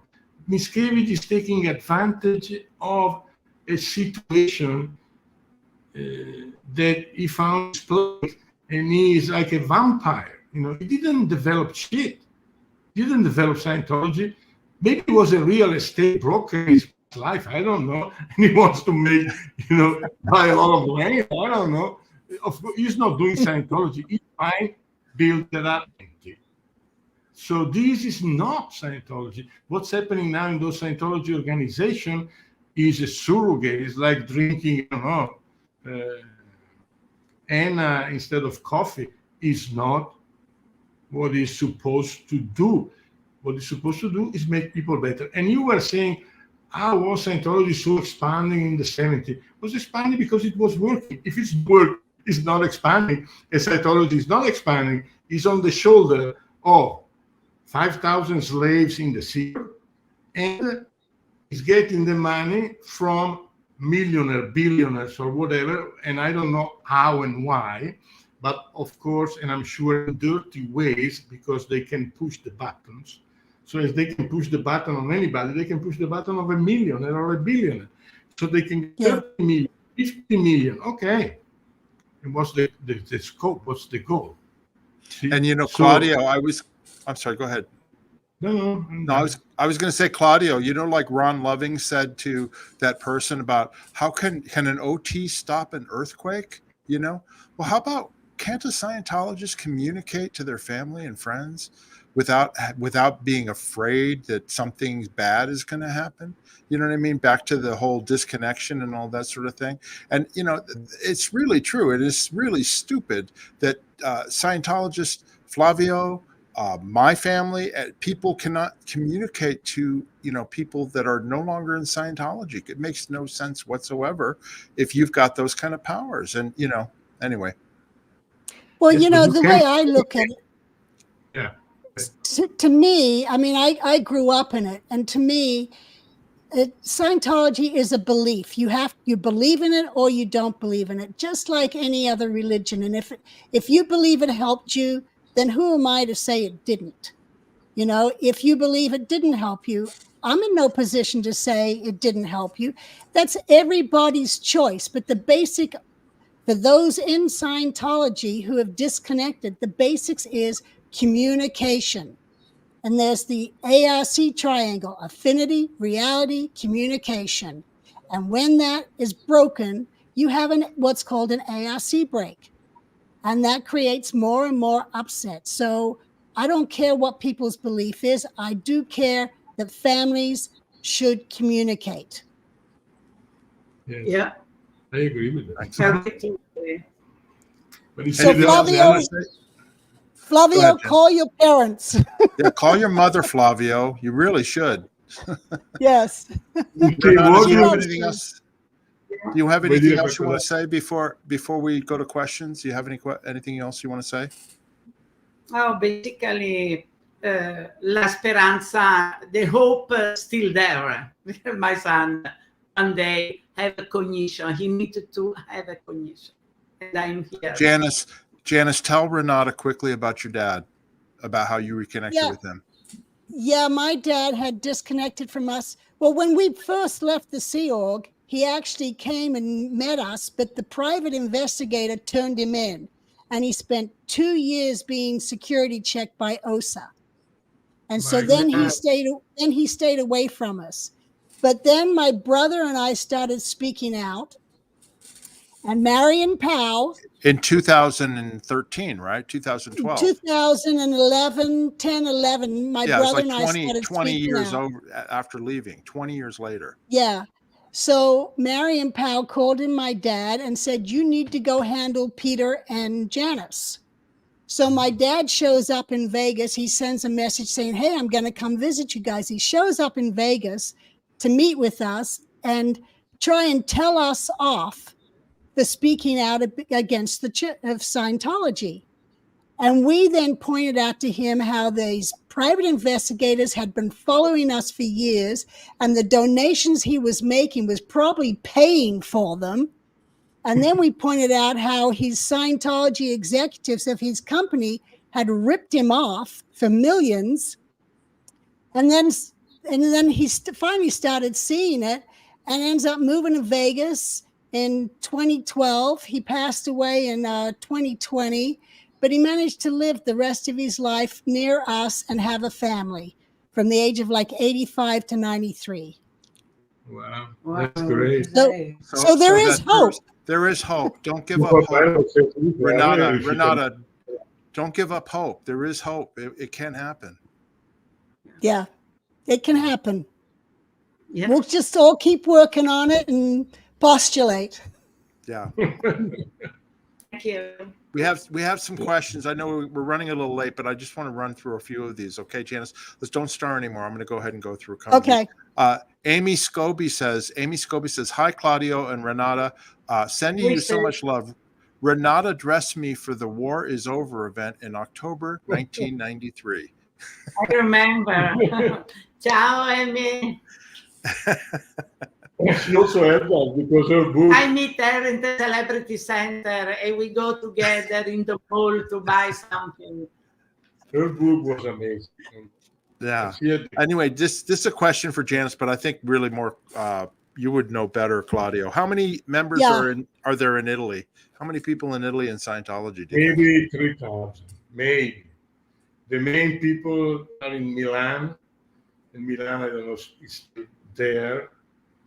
But as she said, reports are saying that they're shrinking and shrinking. And There are very few people now. Yeah. Nobody new people in. No new people in. At the poll went blow, staff blow, student blow. Yeah. Okay. And they cannibalize on the usual guys. They're always there and still there. Janis, this is really for you. Did L. Ron Hubbard go to Italy at any time, Janis? Yes, in 1967, 68, he sailed on the Avon River to Italy, where he did Mission into Time. And then when we got kicked out of Corfu in 1969, we sailed to Cagliari, Sardinia. Cagliari. Okay. Wow. Con la nave? Yeah, we have been there in the. That's where I had my first pizza there, and it had anchovies on it, and I hated it. Anchovies. Yeah, Claudio translated me some pieces of your book. I love it. Fabulous. Okay, next question here, Janis. Are Renata and her husband declared suppressive people? Are you guys declared? We are Yes. very much declared. And we have it. We have it. And we have our. Oh, we do too. Yeah. That's funny. Okay, next question is, do you? I don't understand this. That doesn't Do you make any still sense. feel that same search nowadays? Yeah, I don't understand what that means. One of my pieces. I understand what it says. Okay. Oh, okay. Yeah, we still have the same feeling to search for, freedom and spiritual freedom. We never give up. I mean, we like. And to then do somebody that. says, mission at a time, Janis, that LRH visited Italy. I don't know if that's true or not. Yeah, well, that's what I just said. Yeah, what you were just talking about. Okay. And this is again, these are two perfect examples of how a true OT expands 1,000,000 trillion times beyond any rigid organization and its limitations. Bravo. Thank you. We paid him for that.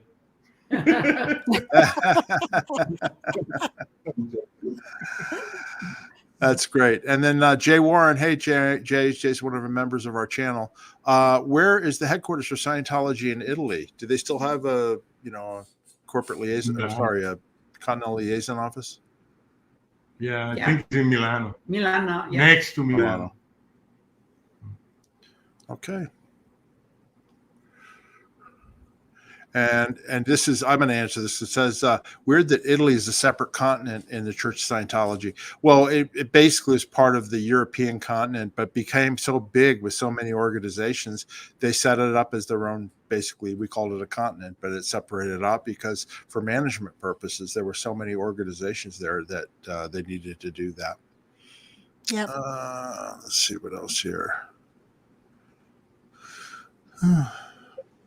Oh, here, this is a good question. Vernon Salvatierre. Question: has Scientology fair gamed Renata and her husband? Have you had any private investigators or anything? Oh my God. We had, the fair game started right, after we said we were out. So they started, and we actually made a book, Scientology versus Claudio Lugli. It's an online book. It's in Italian, and we have been in the. We know Guardian's office policy and OSA policy, so we know about how they investigate, what they use, call the dentist and this and that. So, but they did everything they could to silence us. Why? Because we made some trouble for them. First of all, we went to a national. Dici prima che ci hanno fatto, No, ma è un prima dico partner, perché. First, we went to a national newspaper, and we had a 2-page article where we gave all the dope about David Miscavige and the small Italian version. So then it was the divorce of Tom Cruise and was happening at that time. So Scientology, Tom Cruise, Scientology possibly without Tom Cruise would have no media attention. This is as a corollary. So they pulled us, and we went on national TV for 1 hour in one of the major programs there is, and we gave them the dope. So then, private investigator all over the place. And with GPS under the car. But the more they were doing, the more we were raising, the level of. So this they did, and they did one blog called Claudio Lugli. So the guy that was making the blog was pretending being one of my supplier. We had big company, dissatisfied because I ruined him and I didn't pay him. So I confronted him on my blog. I said, you don't put your name and number. So whatever you want to say, I'm here. You can write, call, put your name. Not, because there is no name, because that's, Office of Special Affairs. But, they went, did everything, they have this house there, they have this car, this is the person they hang with. And then they called, one day, we got a call from our landlord and says, listen, Claudio, somebody called me and said, he's a private investigator and you have lots of financial trouble. And if I have get some data about you, financially. And I said, I don't know, you have to write me a certified letter and then I will answer. This guy was, not stupid. And this phone call was made to all our friends and all our enemies. This is the way they act, you received much worse fair game. They film me many times when I go to the grocery store, and they film me. They look like after the car, many times. But anyway, we went to the police. Just they know because we have something in the car, so they know we went to the police just to talk. I know they don't do nothing except one time. One time they do something. They did something. From that point, we don't hear nothing anymore. So. We are basically criminal.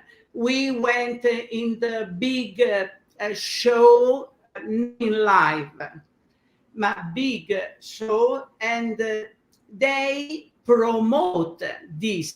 So come with the lawyer and say they take the money from the church. Come si dice? Hanno preso la cassa e sono scappati. They stole money from the church. They are criminal. And you don't do this otherwise with. So la trasmissione non è andata. This was a major TV program, and they came and filmed us and blah, blah, blah, blah, blah. But then the lawyer threatened the TV network if they would have blah, blah. And so the anchor lady, which was very known, she said to her, listen, they're not going through that because, if they know Scientology will be a nightmare. So they wasted like 2 days filming and they didn't know it. This was one. Then Renata had a live Facebook conference with some big shot in politics, big shot in psychology, etc. And the lawyer, the Scientology lawyer, which is called Tesche, the Tesche Lawyers Studio, wrote a threatening letter to the Facebook originator, the owner of the Facebook conference, threatening that if they would have done that and blah, blah, blah, blah, blah, and if they would have talked about Flavio, because this was on kids and on separation of kids. And so what she did, the owner, because Renata said, okay, you should do that, read the letter live on Facebook of the lawyer, and then they went on attack. And all the people in the conference, what's happening this? This cannot be done. You want to silence them, but you see, so this lawyer got very bad publicity. And from then, Renata started exposing the lawyer. What are the baby in Scientology, basically. I saw what I read the book from Janis Miscavige when she was leader in the church, exactly what she wrote on the book. And take this. I went to go a little bit on Flavio just because I started to talk with a relationship with the family, parents, and the kids. They were so bad. She don't say the parents from many years. So I say to Flavio also, Flavio, he can come in Italy, never take one day off. They don't have any relationship anymore with the family. And I say something like that, and I say, so lawyer, don't fuck with me, lawyer. So wrote this kind of shit. Don't fuck with me in English. Because the lawyer was pretending that Flavio hired her to represent him to stop this conference and not saying his name in the conference. And so that was Renata answer. You know. From that point, anytime I brought new, come si dice, post, the end, I say, the lawyer of the cult of Scientologists is Daria Pesce.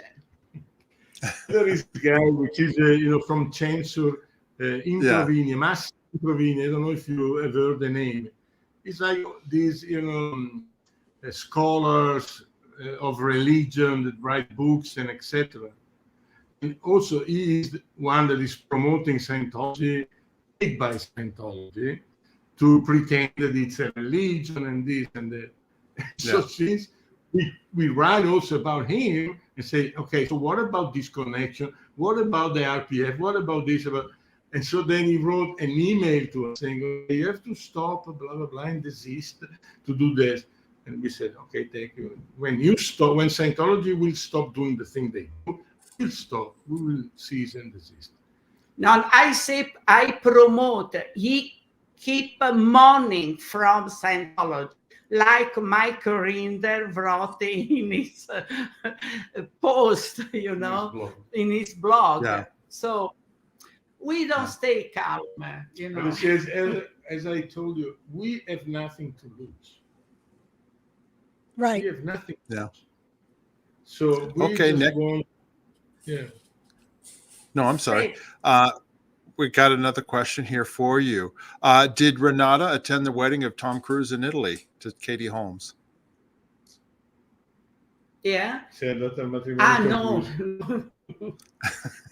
Okay. Non sono stata invitata. I was not invited. Okay. Next question is from Martin Ottman.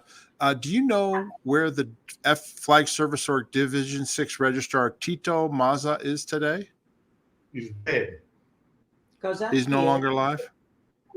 Yeah, he was a great guy. This guy was like an industrialist, Yeah, millionaire. He had a company, huge.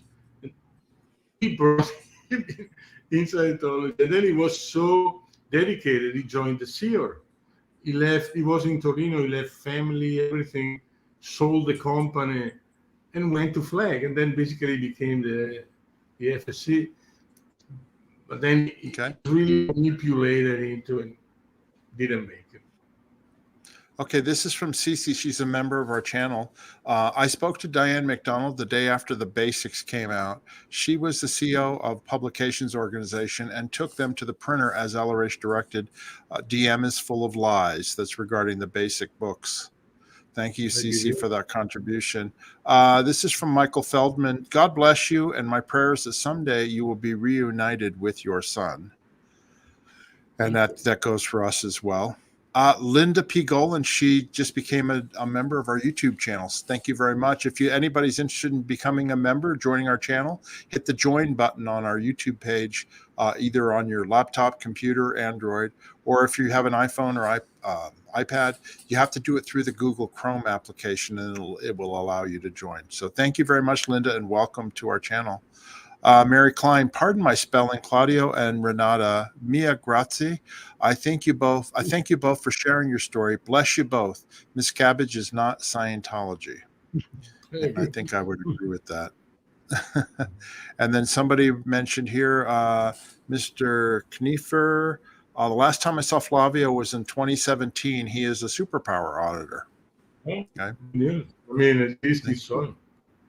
Thank you. See, live. We also did a welfare check on fly. Yeah. COVID was going on. Through Mark Bunker, we asked Mark Bunker, how can we, get somebody at flag and check on flag? So the sheriff got in touch with us, and we explained the situation. We was very gentle. And we said, here is COVID, people are dying because Bergamo is the place where COVID, dead happening. So we said we are really worried. What are the ways to? And so he was very kind. The sheriff was he went to the FSO. He met with Flavio, and then he reported to us that he saw him. He was in good, shape, but he didn't want to talk to us. So this, from the Clearwater police was. I understand.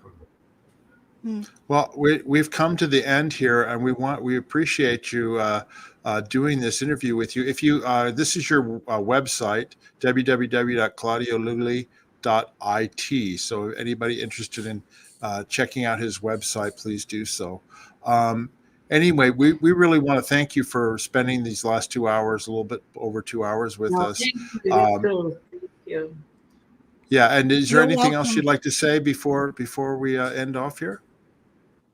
Not really. I think you're doing a great job. Yes. Thank you for what you do. It's really something. Yeah. We Yeah. need to continue. Oh, absolutely. Okay. We're enjoying ourselves talking like with you. I mean, we had not talked with you. I've been Facebook friends with you for a long time, and it's nice to be able to talk with you. And I want to come over to Italy. Janice, we have to go over to Italy and visit them. Please. I've never been to Venice or Brescia or Milan. So. We missed the Greece tour last year. Yeah, we were going to meet up there. That's right. You missed it. Well, We need to this do time another.